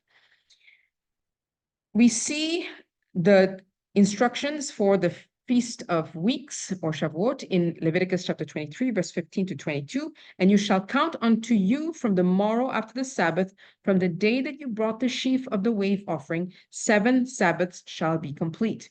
Even on the morrow after the 7th Sabbath, you shall number 50 days. And you shall offer a new meat offering. You shall bring out of your habitations 2 wave loaves of 2/10 deals. They shall be of fine flour. They shall be broken with leaven. They are the first fruits unto Yahweh. Okay, so you can read through all the different offerings that are brought out. And then at the end, it says, the last verse, and when you reap the harvest of your land, you shall not make clean riddance of the corners of your field when you reap, neither shall you gather any gleaning of your harvest. You shall leave them unto the poor and to the stranger. I am Yahweh, your Elohim. So it says, you shall count from the morrow after the Sabbath, from the day that you brought the sheaf of the wave offering. So it doesn't tell you here when the wave offering is to be brought in. It just said, and well, it says, it tells you that it's on the morrow after the Sabbath, but it doesn't tell you which Sabbath it is referring to. So there are three different interpretations, like I mentioned earlier, of when that Sabbath actually is. And for all of our years of doing this celebration, we only knew of two ways of keeping this day. One is the way that the Orthodox Jews followed, which they say that the Sabbath, okay, so this is of course subject to interpretation. How do we interpret on the morrow of the Sabbath? Again, if you want to just simply follow what somebody else is saying, then you miss out on what the details are about, what the meaning behind it is actually is. So on the morrow after the Sabbath, again, the Bible doesn't tell us what is that Sabbath. So the Pharisees or the modern Pharisees of the Orthodox Jews, they will tell you that the day after the unleavened bread, which is also a Sabbath, not a weekly Sabbath, but it's a day of rest, a day where we don't work. On the day after this Sabbath is the day on which you also are supposed to bring your wave sheaf. So they will place the wave sheaf on the 16th day of the first month. And then you have those that say, well, it's not the Sabbath of the Feast of Unleavened Bread. It has to be the Sabbath that is within the week of unleavened bread. The Sabbath within the week of unleavened bread here would be, on this particular calendar, would be the 18th of the first month. The day after that is the wave sheaf. So what is the wave sheaf? It's actually just a measure of grain of the harvest. So you put the sickle to your harvest, and a small portion, an omer, is brought in the presence of the priest to be waved. It actually isn't a high day. It's not a day it's not a Sabbath or anything. It doesn't tell you that you need to rest or that you cannot have any work or buy and sell, etc. It just says you need to come and bring it and wave it. Because the scriptures say that Yahusha is the first fruit from among the dead, we have come to interpret this to mean that definitely it is that Sunday. He is the first fruit. So it is on this Sunday that the wave sheaf was offered. Even though the wave sheaf that is brought in is the barley, and the barley is the cheapest, the roughest grain that you could find on the market. Okay, so find that is the roughest one, the cheapest one that is brought in. Usually, you don't even refine it. You just boil it and eat it, or you roast it and eat it. You don't actually refine that particular grain. The refining is that of the wheat. Okay, the harvest of the wheat that comes later on. But we have locked into our mind that he is resurrected on Sunday, and therefore that is the day of the first fruit. But we're bringing something different here, which is that the Zadokite priests, the community of Qumran that kept the temple material, and they actually even kept the roster of the priests. So if you remember in First Chronicles chapter 24, David institutes, he lays out everything for his son Solomon. Before Solomon builds the temple, he even organizes the different families of Israel and says, okay, on this week, the family of so-and-so will be in service in the temple. The next week will be such and such a family. And so he had 24 different families outlined. And the priests and the community that were in Qumran kept that roster of families. And you see this in their writings. Okay, so this is evidence that they stuck with the calendar of the temple. And they say that the Sabbath that is being referred to here is the Sabbath of the 26th of the first month, which is the Sabbath outside of the Feast of Unleavened Bread, which makes sense because you come to the feast and you have been in the feast, then only you go back and harvest your field. And so you're given a few days to go back and harvest your fields, and then you bring somebody represents you to bring the wave sheaf or the small omer to be presented to the priest, or I guess in every community, they would have had the priest in service to do it for them or to bring it for them.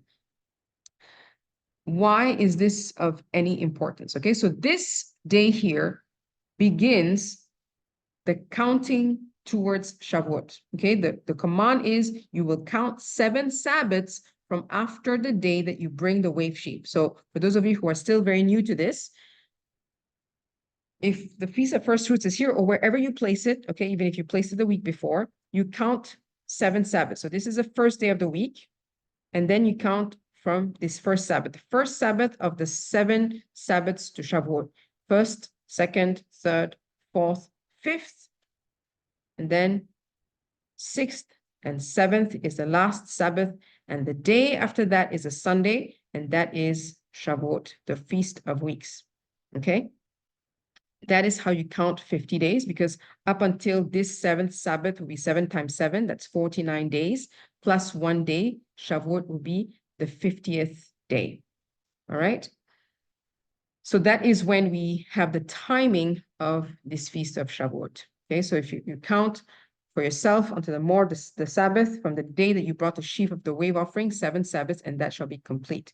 So it's a day of holy convocation. It's a day where we don't do any work. Verse 21, you shall do no servile work in it. It shall be a statute forever in all your dwellings throughout your generations. Okay, so I have a bunch of scriptures here. You can take a look at them. They're all pertaining to the Feast of Weeks here. Real quickly, we keep the feast as a holy convocation. We don't do any work on that day. Of course, back in the time of Israel, there were offerings that were made from the first grains. The offerings must come from our dwellings. Okay, and this is an important aspect that I'm going to highlight in a minute. Why is it that it must come from our dwellings? 2 leavened loaves are to be waved. The poor must not be forgotten. And that is a time that we renew our oath to Elohim and consecrate ourselves to him, having in mind that he is calling us to the priesthood. So Mark started off tonight by telling us that we actually have to move from the exodus from slavery into a place of maturity. Okay, so that time that we have between Passover and the Feast of Weeks is where we get mature. Why is it 2 loaves? Because the grain is ground finely and we make bread out of it. That means that you are now useful for consumption. You have been refined and you are now useful for consumption in the temple. And you are not unleavened this time, but you are leavened. What are you leavened with? You have removed the leaven of of Egypt. You are now brought in with the leaven of the kingdom, fully offered, fully ready to be there for his service. Okay? Now, let's go back real quick to why I said that this firstborn celebration is important and why does it have to happen here on the 26th day of the month. So we go back to having in mind that Messiah died on the first day of unleavened bread, and he spent 3 days and 3 nights in the grave, and he was resurrected early morning on Sunday morning, okay, with the days being reckoned from morning to morning. In this particular calendar, none of the feasts ever overlap. So you will never have a day of atonement on the Sabbath day of the weekly Sabbath. You'll never have the Feast of Unleavened Bread, the first day falling on a Sabbath day. Sabbath is Sabbath, and all the other feasts are either on Sunday, Wednesday, or Friday. Okay, they always fall in it's very orderly, and it really looks like the hand of the Father saying, everything is in order. And the same way, you're not mixing the bringing of the wave sheaf in the midst of the Feast of Unleavened Bread. There is no mixing. Everything is separate and cleanly done. Now, what is interesting is this. Yahusha says, we know that he is born in the very early morning of Sunday. Okay?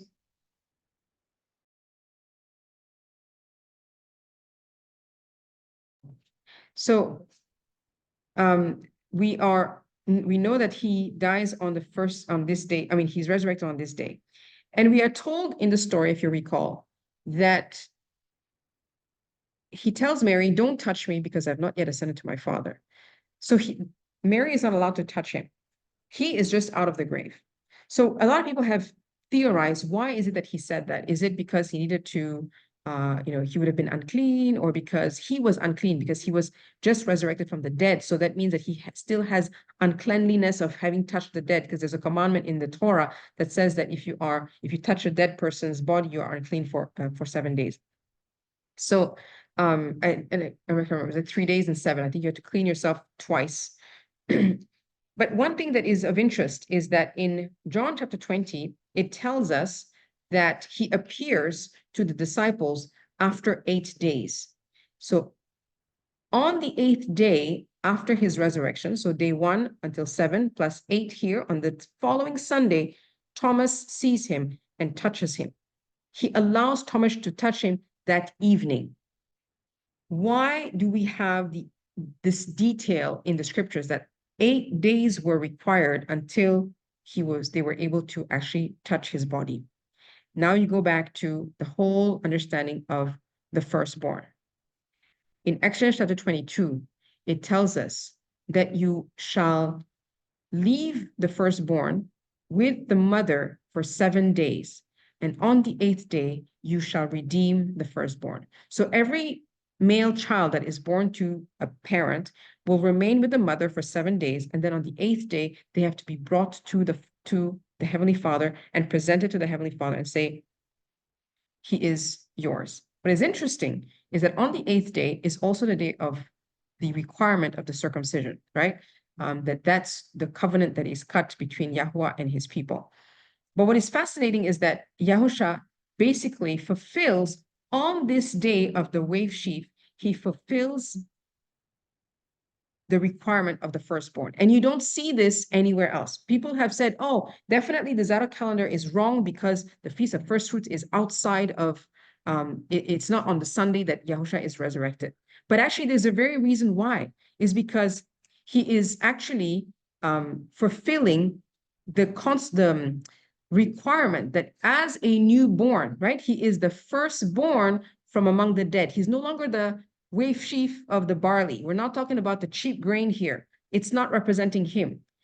He is the one that is born out of the grave and is resurrected, and for 7 days remains on earth with the mother, quote unquote. I mean, let's not go into the whole Mother Earth thing, because of course we know that the New Age have done something else with it. But he is for 7 days remaining on earth, and then on the 8th day, he can be consecrated. So Yahusha fulfills that scripture requirement of the firstborn. And what is fascinating that, you remember, he stays 40 days on the earth, okay? And then this is a completely other thing as well, because his ascension on the 40th day corresponds to the anniversary. Okay, sorry, the day before that, his ascension is the day on which the ark was reopened, and all the beasts were let out of the ark, okay? The next day is when he ascends to heaven to return to the Father. So Yahusha is that firstborn that consecrated himself completely to the service of the Father. That is the restoration of the true priesthood.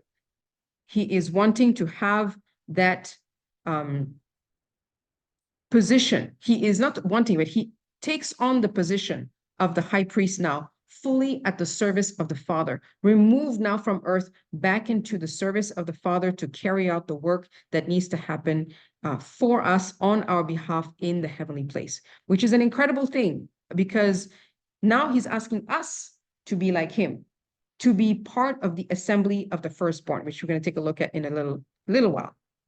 So I hope that you get this, that this is the fulfillment of what Yahuwah desired to have from the beginning, to have the firstborn dedicated to him, right? Because what happened at the Exodus, and when they were brought to Mount Sinai, is that at Mount Sinai, they were to confirm the covenant with him. They had been brought out, now they are come in the 3rd month at Mount Sinai, and they were to keep his covenant. And yet what happened? We know that the golden calf happened. They failed to follow the covenant that they had, voiced out and agreed to with Yahuwah. They broke the covenant, and as a result, they were no longer fit to be the firstborn that Yahweh had intended them to be. Remember, they were brought out of Egypt in order to serve Yahweh, in order to be that people that would be consecrated to him, to become that priesthood, to be a blessing to the nations.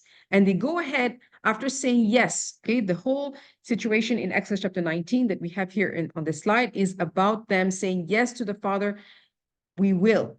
Verse 5, if you will obey my voice and keep my covenant, then you will be to me a peculiar treasure above all people, for all the earth is mine. So I'm taking you from all the nations. I've chosen you to make my covenant with you. And if you keep my covenant, okay, it's always a conditional thing. It's not absolute. Oh, just because you are from the lineage of Abraham, Isaac, and Jacob, and you call yourself a Jew doesn't mean that you are his people. Okay. If you will obey my voice and you keep my covenant, then you will be to me a peculiar treasure above all the people, for all the earth is mine. And you will be to me a kingdom of priests and a holy nation, a set apart nation. Okay. So he is setting up here a people that are going to be walking in obedience to him completely, right? He is wanting to have that set apart priesthood that is going to be wholly dedicated to him, as he had wanted to establish from the beginning. So he chose Israel out of all of them, okay? So anyone that obeys his voice and keep his covenant will become for him a kingdom of priests and a holy nation. But what happened? Again, we know golden calf happened. They were rejected as a result of that. And who was taken? The Levites were taken instead of them. Okay, they were taken out. Sorry, I'm skipping all of these things because we don't have too much time to look into them, but they're all the scriptures in Exodus chapter 19, where they had to cleanse themselves and prepare themselves to be in the presence of the Most High. But you look at what happened at the golden calf is that instead of the firstborn, now we take the Levites. So this is where there's a transition that happens. The Levites are taken instead of the firstborn of Israel, who were supposed to be the priests. When Yahusha comes, he restores that priesthood of the firstborn. So that when anyone is now grafted into him and obeys his commandments and says, if you will obey my voice, you keep my covenant, then you will be a peculiar treasure to me above all people. So he is taking, and this goes back to your question earlier, Sister Beth, who are the firstborn? It can be any one of us. It can be anyone that steps up to the plate and says, choose me. Here I am, choose me. I will go. I will lay down my life.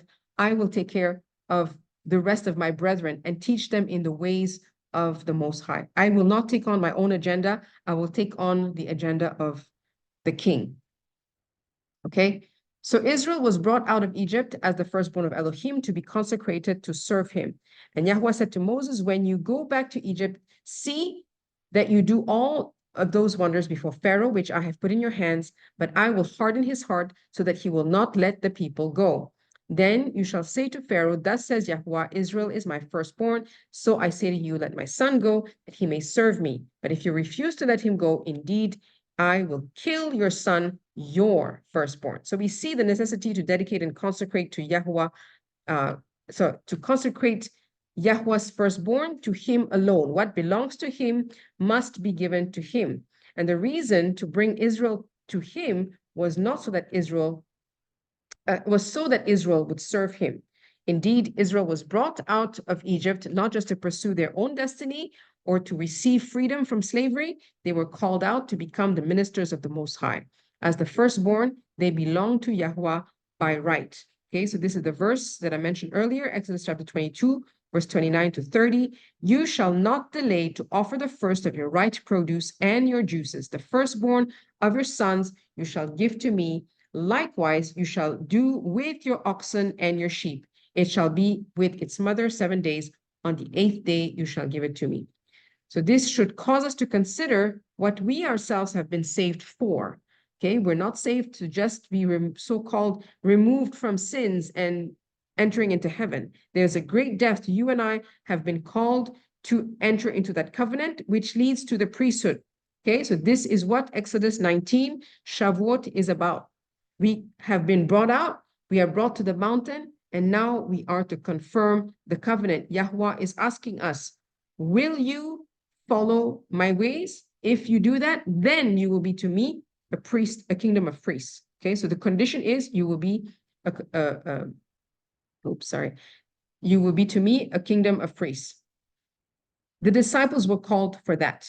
Okay, this is the confirmation that happened at Mount Sinai when the disciples were brought in. Okay, this is on the day of Pentecost. We know the story. The tongues of fire came to them. They began to speak with other languages as the Spirit gave them utterance. And there they were dwelling at Jerusalem, Jews, devout men of every nation under heaven, and they were all confused because they heard their languages being spoken. So this speaks to us. For the Jews, they will tell you that in their traditions, this story is like what happened at Mount Sinai.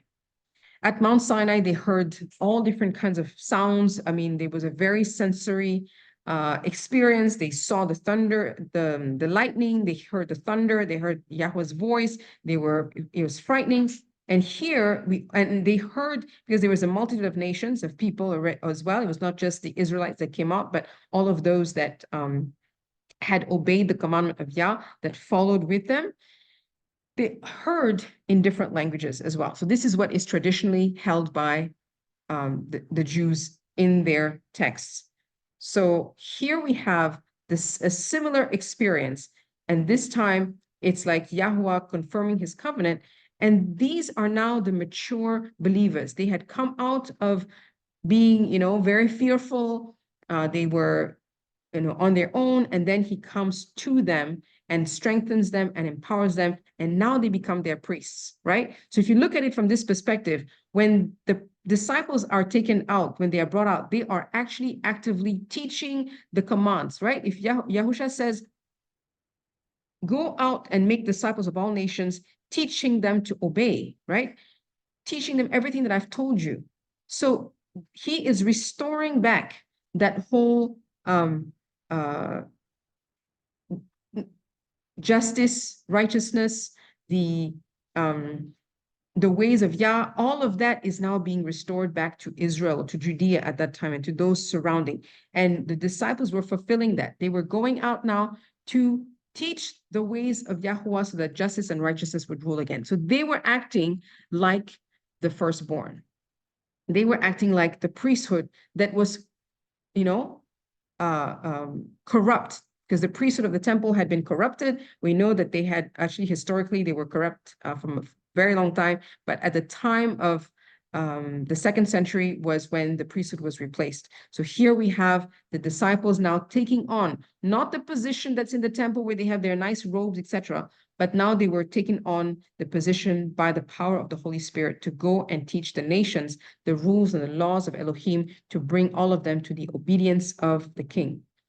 Okay, so this is the initiation of a new, not to say a new era, but it's the fulfillment of what Yahuwah had already in mind for the longest time. Now, what I want to bring out to you as a conclusion is that so much of this is anchored in the past, that we have the fulfillment for us that we are to enter into covenant, but this covenant is so much older. The Feast of Shavuot is about renewing a covenant on a yearly basis. It's like, wedding vows that you renew every year at your anniversary. In the calendar, the Feast of Shavuot falls on the 15th day of the 3rd month. And that is the day that we renew our vow before Yahuwah, and we can declare anew that we want to be a part of this priesthood. Are we automatically a part of the priesthood?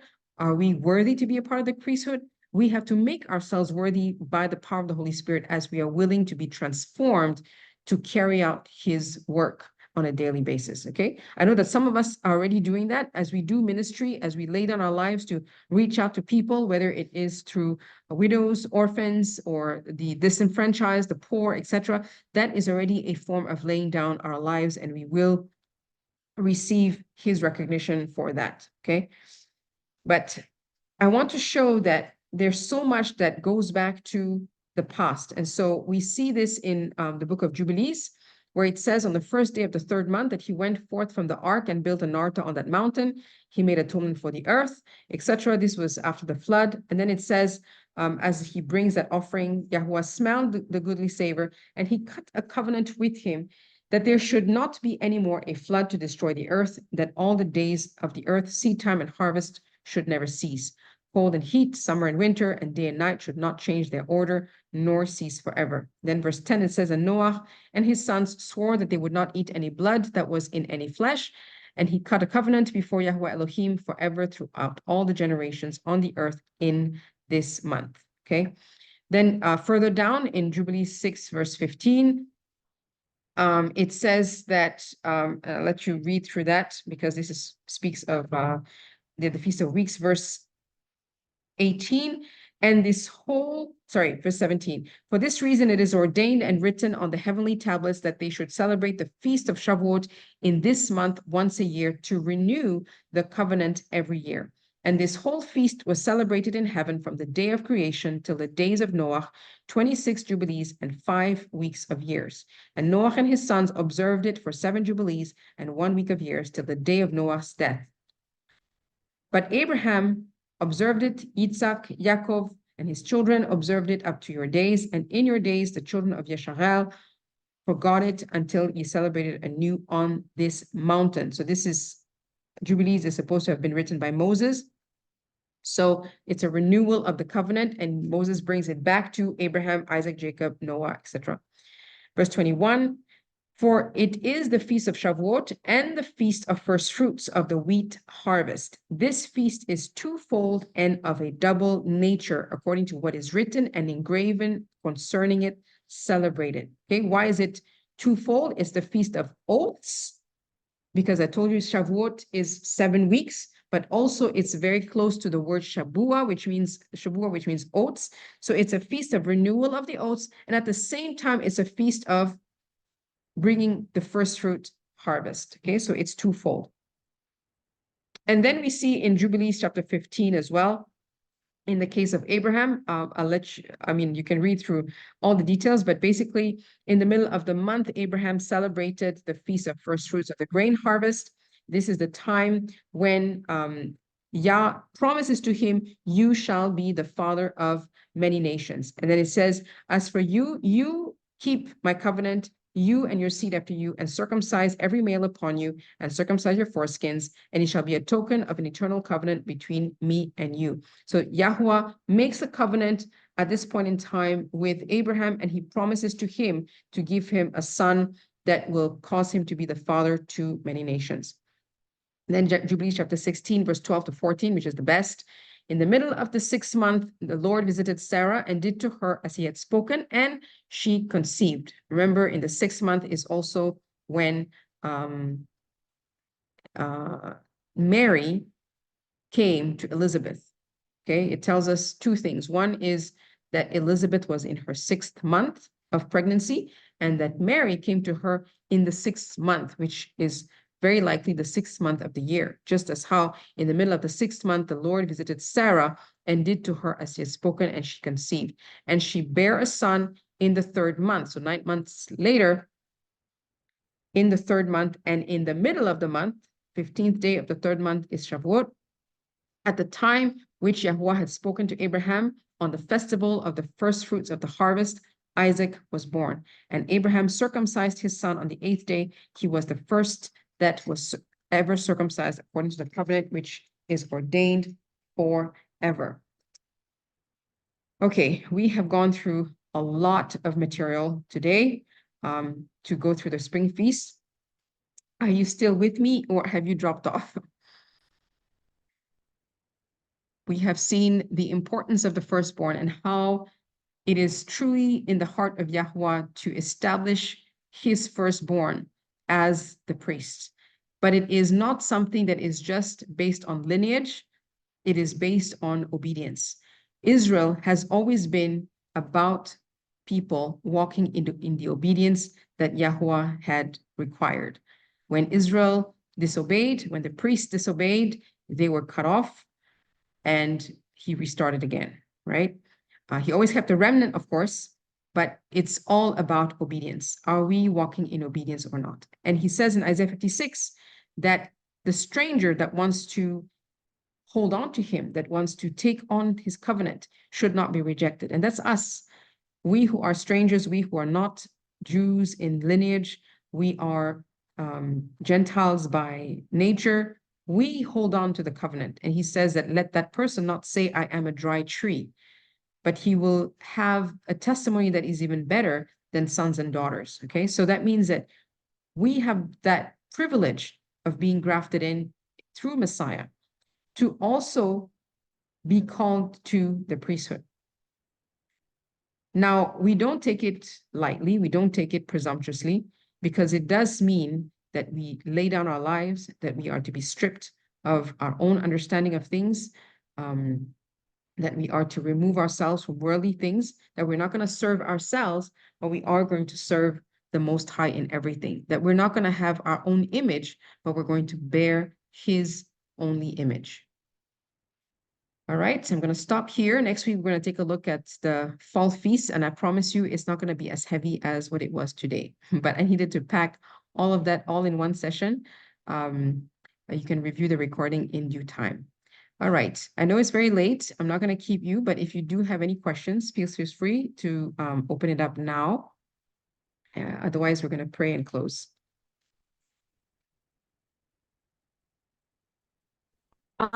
Can I check with you, because my Christian friends said they will take wine and they take bread like as often as they meet their friends.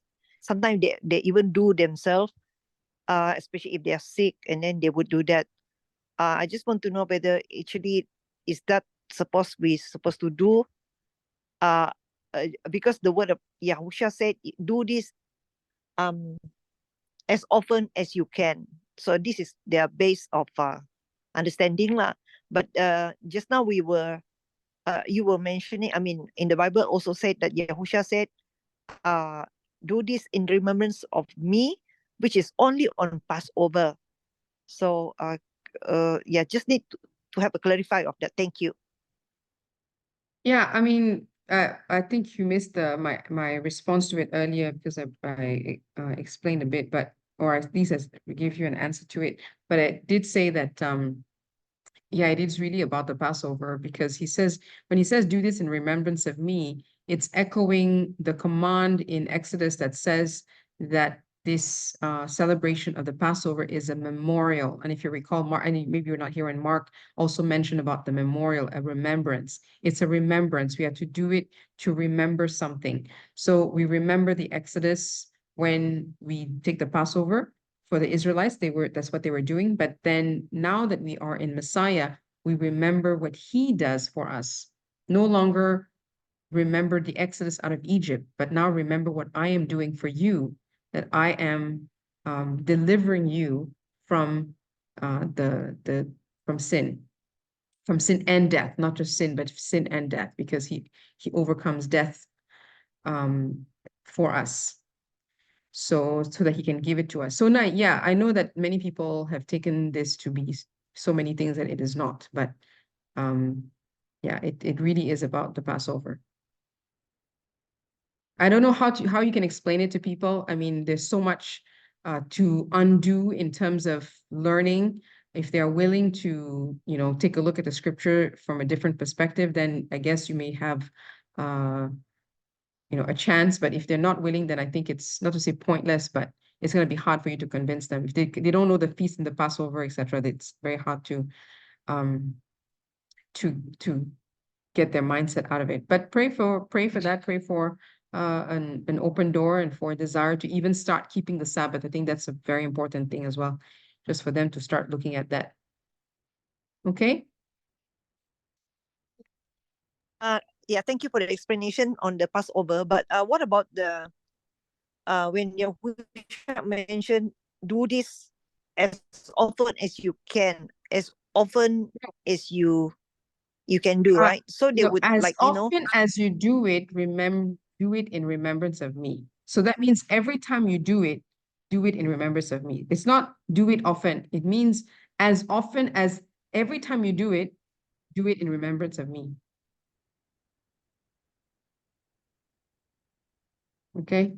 Yeah, no, what I mean is because they will take wine, they will take bread, they will break bread, and they will even do it alone if they feel that need to be so close to Yes. Yahusha. Yes. So I just want to know whether this is something you will do. No. No. No, I right? mean, That's why. no. Yeah. And there's so many other things. I mean, it's not a magic thing. I think that a lot of Christians take it as a magic thing that, that's somehow you're going to be blessed and have some special blessing through doing it. But it's not to be taken for granted like that. But yeah. But like I said, it's going to be a bit hard to explain that lah. We just have, in a way, we have the understanding. Somebody posted in one of the chat groups yesterday that for those who have received a double portion, that means if you and I have received greater understanding, then it is for us now to bring greater, to explain to people. We may not expect them to understand everything that we understand, but little by little, we have to have the patience to walk with people and share and explain things to them. Okay? Any other questions or thoughts or reactions as we close? All right. Oh.